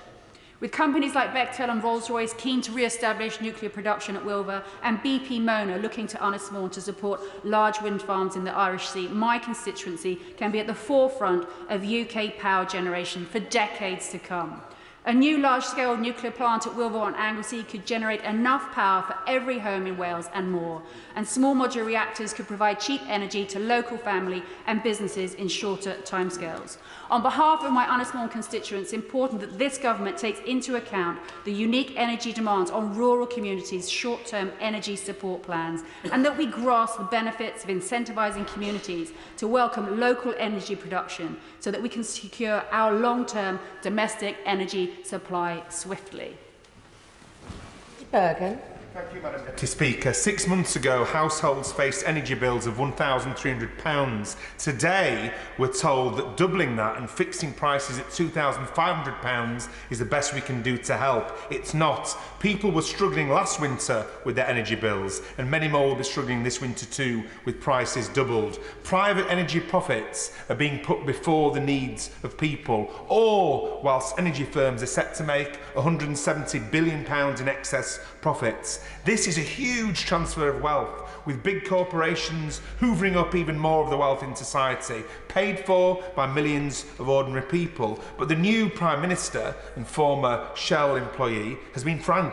Energy firms, in her view, should be able to keep those undeserved excess profits. A different principle should guide us. These companies should not be allowed to make a single penny in excess profits from this crisis. That will require a package of measures, from public ownership to full windfall taxes to caps on the prices that North Sea oil and gas can be sold at, all guided by the principle that energy should be run for the public good. The public supports those policies. There are growing movements for them. This debate is not going away. Today has not solved this crisis. Today's limit on energy prices is not a limit on the profits of North Sea oil and gas companies. Without the windfall tax, today is about protecting their profits at great social cost. The claim that we need to do this to guarantee the investment by North Sea oil and gas firms is completely bogus, because they were investing when they were making their normal profits just a few months ago. They were never expecting this windfall, and taxes on oil and gas companies, including in Norway's North Sea fields, are much higher than here, even at current windfall tax rates. Energy security can't be achieved by making ourselves more dependent on the expensive fossil fuels that have driven this crisis. We don't need more North Sea explorations. We don't need fracking. Let's be clear, this gas won't be cheaper, it will be sold at world prices. And anyway, gas is 9 times more expensive than renewables. Retrofitting would save people money and reduce our gas use. So this greater reliance on fossil fuels is quite simply ideological. This government is using this crisis to undermine its own inadequate climate responsibilities. The profits of fossil fuel companies are being put before the people and before planet. This approach is quite simply failing people today hit by higher bills, and I'm afraid it will also fail future generations hit by climate catastrophe. Mike Wood. Mr. Speaker, the speed and the scale of the support announced by the Prime Minister is hugely welcomed, and it's obviously hugely necessary for the many households who simply could not have afforded energy bills of £3,500. It will make a real difference, together with the £400 payments to each household, the £650 to those on low incomes, and the £300 going to pensioner households. I hope that we can have some clarification on what is the position of those residential properties that are on commercial meters, perhaps because they were converted from previous commercial businesses. It'll also make a real difference to many businesses, whether that's in energy-intense businesses like ceramics and glassmaking in my constituency, whether it's in hospitality. But similarly, perhaps we can have further clarification on what is the position for those businesses who've had to recently enter into new contracts. Will they still be able to switch to the new price cap or the new support that is being announced? In terms of the criticisms that have been made, windfall tax, I mean, there is some political, some superficial political attraction to extending windfall tax. Of course, we do already have a windfall tax set at 25% on top of the 40% tax that's already paid by British oil and gas producers. But I think the attraction is more political and more superficial than it is real and effective, in that the revenue that an extension would raise would be very, very small compared to the scale of the cost of the support that is necessary. It would affect less than half of the oil and gas that we use in the UK, because less than half is produced in the UK. And by making UK oil and gas production less competitive, it will, in the medium and the long term, reduce our energy security at the worst possible time. This is something we can't afford. It's also been suggested it will affect price signals. Now, as a reformed economist, I know that economists can sometimes dwell a bit too much on good theory and ignore the real world, but I find it hard to credit that people's behaviour is different if the price cap is £2,500, that they're more careful with their energy than they would have been at the extra £1,000. Clearly, if energy was free, there would be huge costs, but I think we're already at a level where people are being very careful with what they use. This package is the right package, it's an effective package. We need to get it into household and businesses' pockets so that... Pascal. Speaker, whilst any help is welcome, this is insufficient by far for the poor and generous in the extreme for the rich. Energy-rich, the perversity of an energy-rich Scotland and fuel-poor Scots remains, and what's clear is that not only will people go cold this winter, but some may well die. There should have been a pool freeze. It should have been funded by a windfall tax. There should have been action on VAT. And there are other emissions that haven't been addressed or where clarity remains. changing the dysfunctional energy market, not just in accelerating nuclear or fracking, and addressing the iniquities that still exist and haven't been touched, or at least made clear. First of all, there's prepayment meters. The injustice remains that the poorest, those most deprived, those often most dependent upon the need for power and energy, see themselves paying higher standing charges and higher tariffs. That hasn't been touched while support has been given to the very wealthy. That must end. It's easily done. A direction to Ofgem, and we all know that the energy companies are capable of delivering it. Similarly, unregulated fuels. Whilst there's a welcome announcement that some action has been taken, if it's simply to be a discretionary fund, then that is inadequate. It is especially the case in the north of Scotland, but it's also the situation in my own constituency, that people are off the gas grid, they're dependent upon heating oil, biomass or other fuels. They shouldn't just be available for some fund they may be able to dip into. They should be regulated. The Secretary should be ensuring that that is done and action should be taken, because those in often the most climatically cold areas are the ones that are going to be suffering. And the dysfunctional system remains. We have seen our electricity system tied to the price of gas. 97% of Scotland's domestic electricity supply is provided by renewables, and yet we are paying sky-high prices dependent upon foreign gas prices, as opposed to renewables that are on our doorstep and over which we have a surfeit. That is perverse, especially when, as has been said by others, Scotland is self-sufficient in gas. This simply rewards the rich. It doesn't address the problems of the poor. It is inadequate. Enough is enough, and this is not enough to end the crisis, nor is it enough to end the action that will be taken by people. Thank you, Madam Deputy Speaker, and my thoughts and prayers, along with everyone in Sevenoaks and Swanley, are with Her Majesty the Queen and the Royal Family at this time. But turning to the announcement today, I warmly welcome it. It will relieve a huge amount of anxiety for my constituents, for businesses such as Donington Manor, who are worried about being crippled by prices, and for schools such as Dunton Green, whose energy bills were going up by 500%. I'm glad that we have heating oil and heat networks included in this, although I will question as to whether the prices will be frozen for them, because obviously they've gone up extensively this year already, tripled in some cases, Boucher Court, for example, the heat network.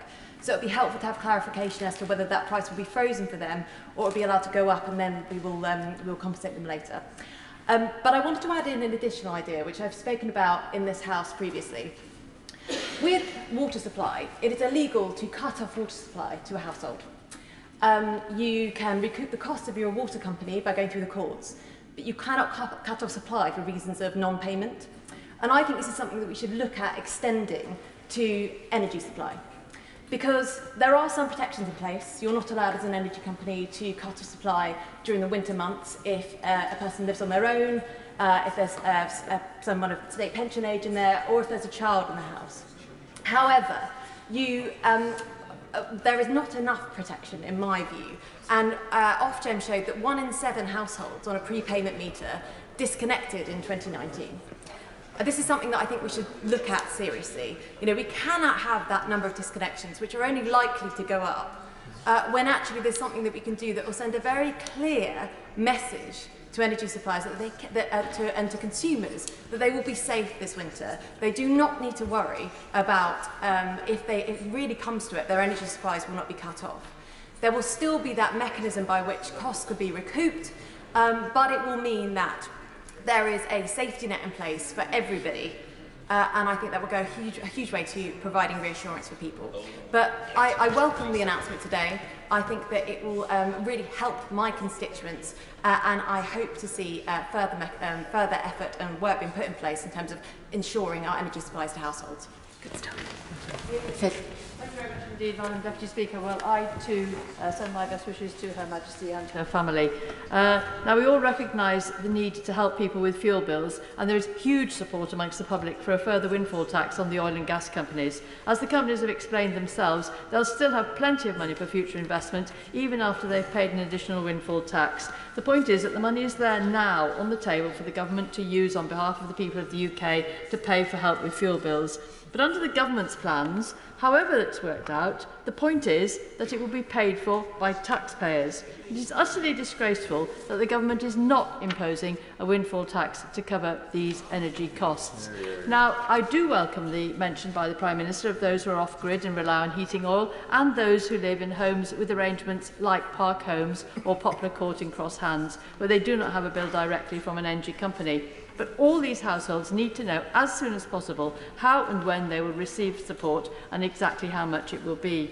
The government's got an appalling record on home insulation, energy efficiency, renewables and the transition away from fossil fuels. On insulation, we've repeatedly called for a massive investment programme to insulate 9 million homes, 2 million of which could already have been done by this winter. Investment in renewables, Madam Deputy Speaker, is vital in tackling climate change and increasing energy security. But now, with these rapidly rising and unpredictable gas prices, the economic case is ever stronger.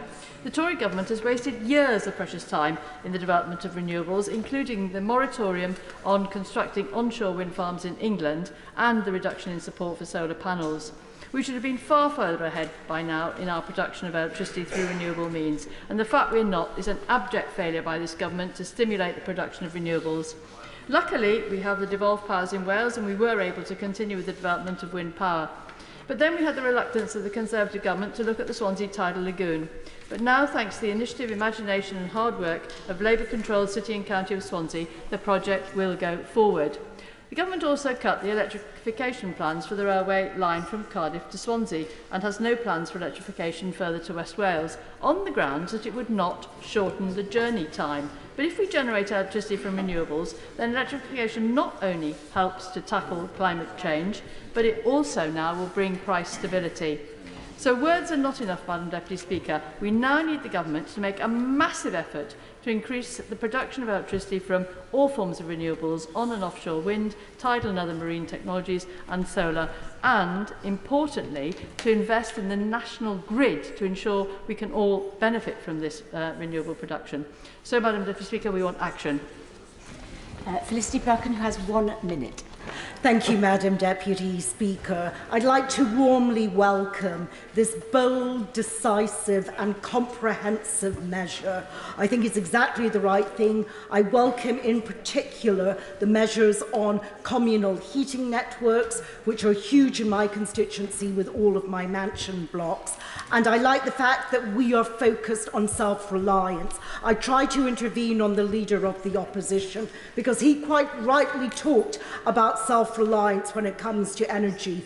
But the reason partly that we're not self-reliant is because between 1997 and 2010, the Labour Party failed to invest in renewables and energy, and our dependence on gas went from 32% to 46%. So all measures here are welcome. I welcome the commitment to net zero, and I welcome the investment in renewables. Yeah. Shadow Secretary of State, Ed Miliband. Thank you, Madam Deputy Speaker. Before I address the issues in this debate, I want to send my best wishes to Her Majesty the Queen and her family, and I know all of our thoughts and those of the country are with them at this time. Madam Deputy Speaker, there are two central questions at the heart of this debate. Has the government responded to the emergency that we face in a way that is fair? And do they recognise the fundamental truth that the only way to end this crisis in the long term is to get off fossil fuels? And I'm afraid the answer on today's evidence to both questions is no. Let me start with the plan unveiled by the Prime Minister earlier. Labour led the way on the energy price freeze. We called for it, despite doubts, including from the Prime Minister. I'm glad she's admitted that she was wrong about that, because we heard throughout this debate, and I want to thank all honourable and right honourable members who've spoken in this debate, and we've heard disagreements on each side on this, but we've heard an agreement about the scale of the emergency facing families. That's why we spent the summer fighting for the energy price freeze. But the devil will be in the detail, and people will want to see the small print. And I do say that the problem is that bills do still seem to be rising by at least £129 a year. And the even bigger problem, the fundamental issue in this debate, has been who pays. The Right Honourable Lady has been clear that she is against a windfall tax. We know the effects of this, Madam Deputy Speaker. It means all of the costs are loaded onto the British people. And let's dispose of the argument that this is somehow not about higher taxes. In the end, this will have to be paid for by the British people in higher taxes. So the question is not whether we are going to tax to pay for this, but who we are going to tax. Now let's take the arguments we've heard in this debate against the windfall tax, and let's take them apart one by one. First, the argument that a windfall tax will reduce investment. Is there any truth to this? As my right honourable friend, the Leader of the Opposition, said in his eloquent speech, the BP boss says it won't have an effect on investment. He said, when asked which investments it would affect, he said none of them. So even BP don't believe the argument the Prime Minister is mounting in defence of BP. Next, we've heard the argument that a windfall tax can't raise extra money beyond what the former Chancellor announced. Let us dispose of this argument too, Madam Deputy Speaker. I gather there is a dispute about this 170 billion in excess profits. Well, I say the Chancellor's not here, but I say to the Prime Minister, we'll publish the Treasury's estimate of the excess profits. If it's not 170 billion, we have it on good authority, it is 170 billion. Publish the estimates so we can all see them for ourselves. In any case, we know, I think I'm not going to give way because I've got little time for the wind-up. In any case, we know there are tens of billions that could be raised. First of all, there are significant resources from the windfall tax on the oil and gas companies, including abolishing the absurd £5 billion loophole proposed by the Chancellor. Next, there are the electricity generators. Now, we need to de-link the price of gas and electricity, but that will not happen for a number of years. In the meantime, these companies are making enormous profits. Onward, a Conservative think tank, said this week up to 10 billion a year can be raised. The Tony Blair Institute said 14 billion. We could even have a cross-party consensus on this. Why would we leave this money in their pockets when it could help pay for this action on energy? Now, I say to the government, the alternative which they appear to have adopted is to make a voluntary agreement where the companies decide to opt in to reduce prices. But I do say to the House, this is a terrible proposal. It came originally from Energy UK, because in exchange for giving up some profits now, the deal is to lock in higher prices over the next 15 years. This is not a good deal for consumers, Madam Deputy Speaker. Indeed, there is a chart, because I'm a nerd, I read these charts. There is a chart published by Energy UK which precisely sets out the fact that consumers will pay through the nose over the 15 years ahead. The third and final argument we've heard in this debate is that, and indeed from the Prime Minister, is it somehow unfair to business. Here I would take advantage of the Prime Minister being here to recommend to her. She reads an article by Mr. Erwin Stelzer, who's a long-time confidant of Rupert Murdoch, and in my experience of Tory leaders, it's worth their while to stay on the right side of him. He wrote this: "Now is the time for a windfall profit tax," he said. "People who believe in capitalism believe that private sector companies should be rewarded for taking risks, not be rewarded for happening to be around when some disruption drives up prices, producing windfalls. In this case, the barbaric invasion of Ukraine." So what is the principle that the Prime Minister is defending here? What is the hill on which she stands?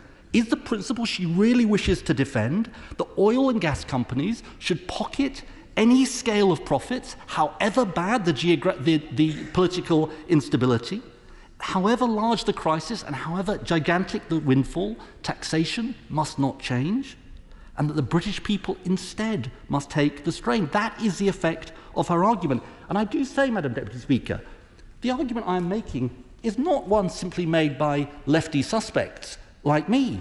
Margaret Thatcher, her heroine, she imposed a windfall tax in 1981. George Osborne, who she worked for, imposed a windfall tax in 2011. Boris Johnson, her very close friend, he imposed, I think she's disavowing George Osborne, but anyway, he imposed, I can understand that, Madam Deputy Speaker.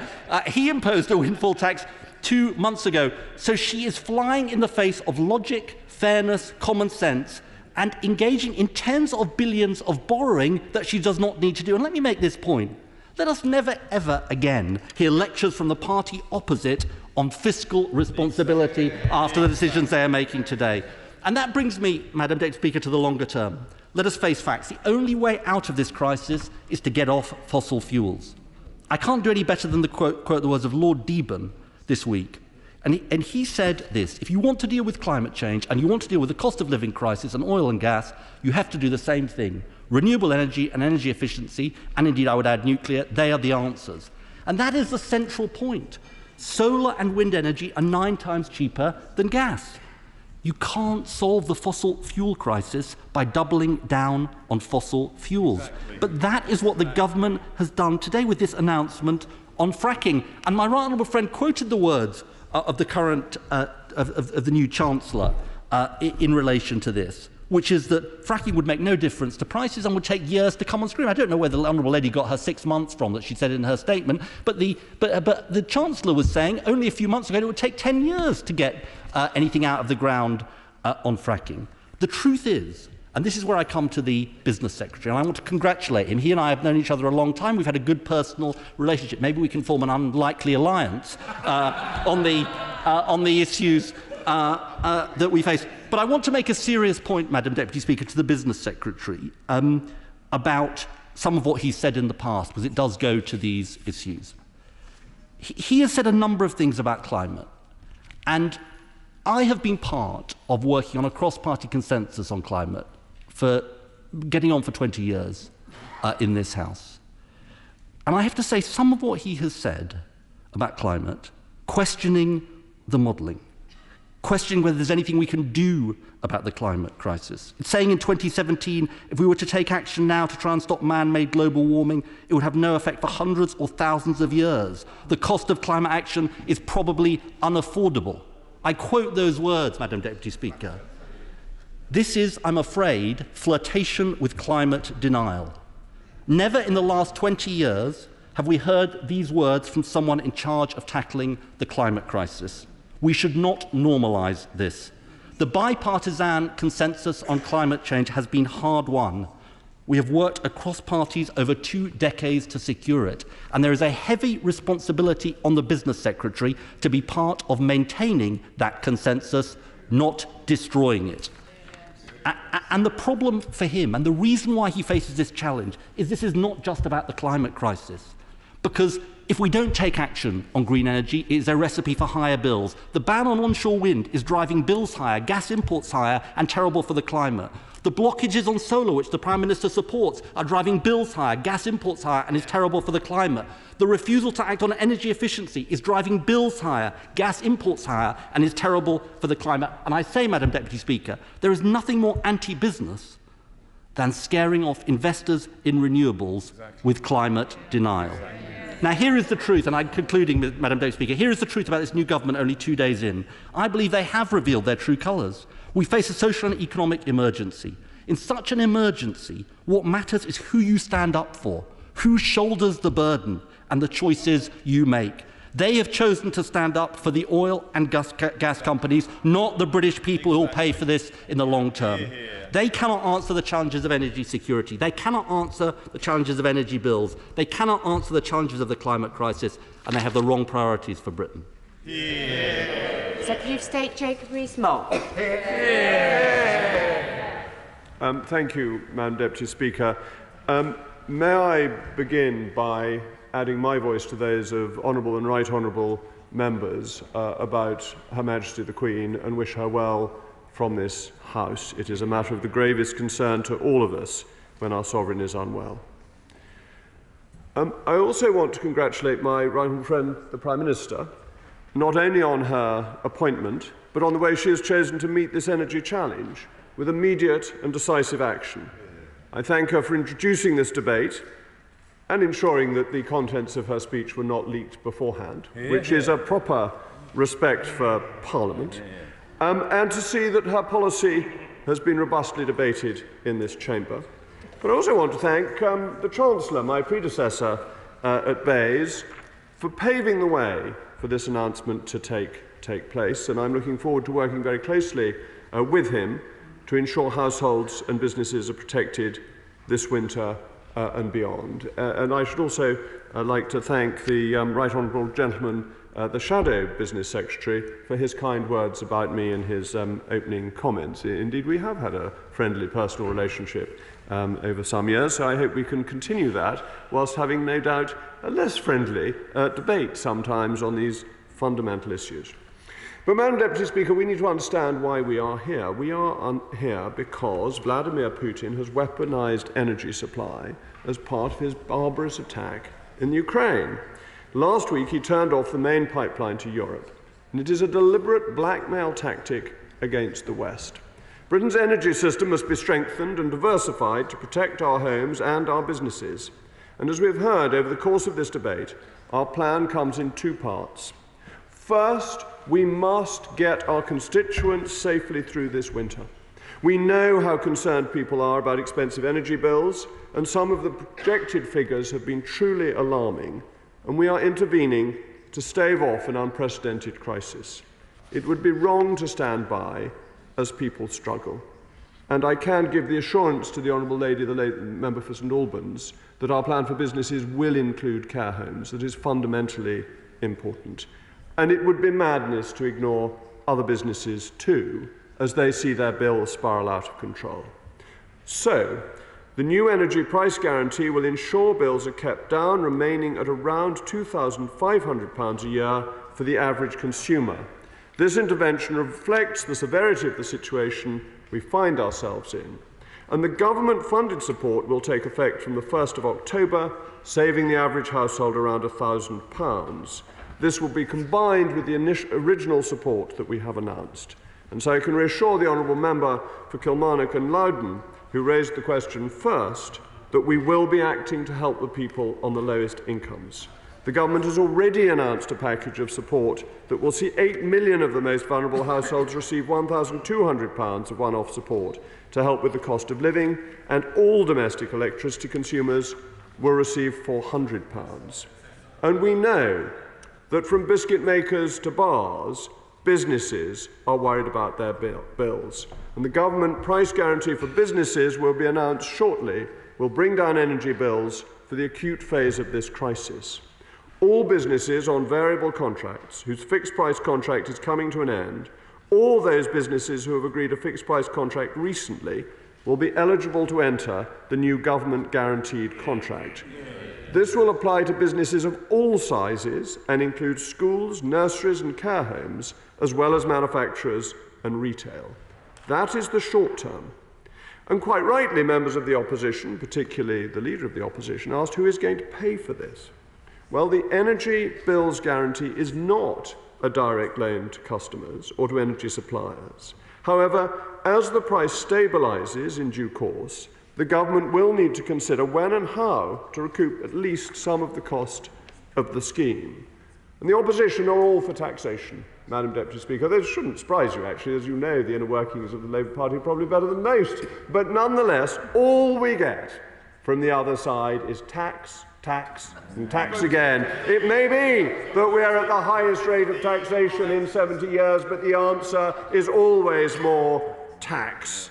It is their only answer to any question. Even the honourable gentleman, the leader of the SNP, who used to be a very successful businessman and therefore may know a thing or two about this, was advocating higher taxes, but now he's a humble crofter. Perhaps he thinks that is easy. I give way. I'm grateful to the Right Honourable Member. We go back a long way. And he, of course, is trying to have a background in the city, but he no doubt has read Shell's quarterly figures as I have done. If I, from the top of my head, the return on capital employed has gone up from 3 to 13%. By anyone's definition, Madam Deputy Speaker, that's excess profits. And it's right at a time such as this that we take our share of that. Hear, hear. It is structurally wrong, Madam Deputy Speaker. Taxes need to be certain. If you are to encourage investment, and we need investment in this country, the tax policy has to be set for the long term. You cannot retrospectively pick people's pocket. You need to tell them what the charge will be beforehand and keep it clear. I'll give way, certainly, to my right. Would the Business Secretary like to remind the House that the Republic of Ireland chose deliberately much lower corporation tax rates than the rest of the advanced world and collects a far bigger proportion of its economy in taxes on business than we do? Yeah, good point. My right honourable friend will be glad to note that the Chancellor of the Exchequer from a sedentary position is agreeing with him, and my right honourable friend is a higher authority on this than I am. But we know that the cut in corporation tax led to an increase in receipts. Higher taxation is not the answer. So, Looking at the long term, we must fix our broken energy system. We must have energy independence and become a net exporter of energy by 2040. We cannot be held captive by volatile global markets or malevolent states. We must tackle the root causes of problems in our energy market by boosting domestic supply. Now, this is investing in renewable energy with vim and vigour, accelerating the deployment of wind, solar, and particularly exciting, I think, hydrogen technologies. So to reassure my honourable friend, the member for Pendle, we will invest in nuclear technologies, which also provide us with cheap and clean electricity. And I note my honourable friend, the member for Ennismore, was saying it is known as Energy Island, and that's exactly what we need in this country.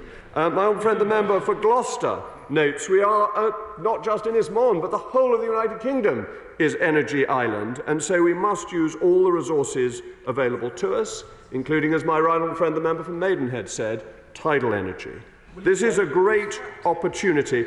I would love to give way, but time is very short. We are fully committed to green growth and the green industrial revolution and to net zero by 2050. But we've got to get there, and to get there we are going to need oil and gas. So we are going to have a new oil and gas licensing round, hoping to launch it in October. And I want to reassure the honourable gentleman for East Antrim that we will work with communities and individuals to use shale gas as well, with the support of those who may be affected. So the pause on extraction is being lifted through a written ministerial statement, which will come into effect immediately. This will allow us to gather further data on seismic safety, but it is fundamentally important. As any economist knows, pricing is set at the margin. If you have more, it helps bring prices down. That is fundamental, and it is not in any way contradictory to what we have been saying before. We will also have legislation to support people in Northern Ireland, which I think is fundamentally important. We must be one united kingdom in how we do this. I am very grateful for the many contributions made during the course of this debate from my honourable friend, the member for Worcester, my right honourable friend for Central Devon, right honourable friend for Forest of Dean and for South Northamptonshire, my honourable friend, the member for Bolton West, and my right honourable friend, the member for Preselic, Pembrokeshire. My honourable friend, the member for East Surrey and for Watford, my honourable friend, the member for Gloucester, I've always mentioned, my right honourable friend, the member for Basingstoke, for Innismore, for Dudley South, and for Sevenoaks. But, Madam Deputy Speaker, I beg to move this motion on the order paper. Before I put the question, just to say I'm very sorry that all honourable and right honourable members were not able to get into the debate. It was very oversubscribed. And also a reminder that it is important to get back in good time for the wind-ups in order to hear responses to what people have said. The question is that this House has considered UK energy costs. As many as are of that opinion say aye. Aye. The contrary, no. I think the ayes have it. The ayes have it. And before we move on to the next business, I do also wish to pass on my thoughts and best wishes, and I know those of the people too, of Doncaster Central, to Her Majesty the Queen and to her family.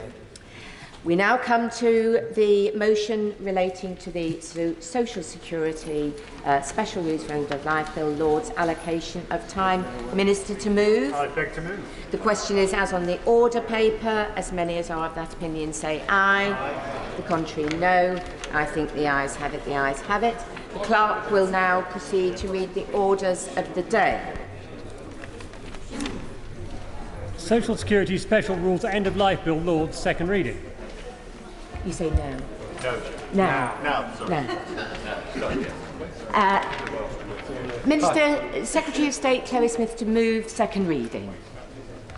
Thank you very much indeed, Madam Deputy Speaker, and I beg to move that this bill be now read a second time. May I also say it's a pleasure to do so in this role, and may I welcome the new member of my ministerial team, the Honourable Member for Banbury, who will be taking later stages of today's bill. Madam Deputy Speaker, finding out that your illness cannot be cured can be a frightening experience, and as a government we are committing to doing all that we can to alleviate the pressures facing those who are nearing the end of their lives and their families. To provide some financial security to those who find themselves in this difficult position, the Department for Work and Pensions has, since the 1990s, provided access to key benefits via what is often referred to as the special rules. These are benefit rules which enable people who are nearing the end of their lives to get fast-track access to certain benefits. Historically, those eligible under these rules have not had to wait as long to start getting benefit payments. They've not been required to go through medical assessments and in most cases have qualified for higher rates of benefit. In order to access this fast-tracked route, people had to be assessed by their healthcare professional as having 6 months or less to live, and this became known as the 6-month rule.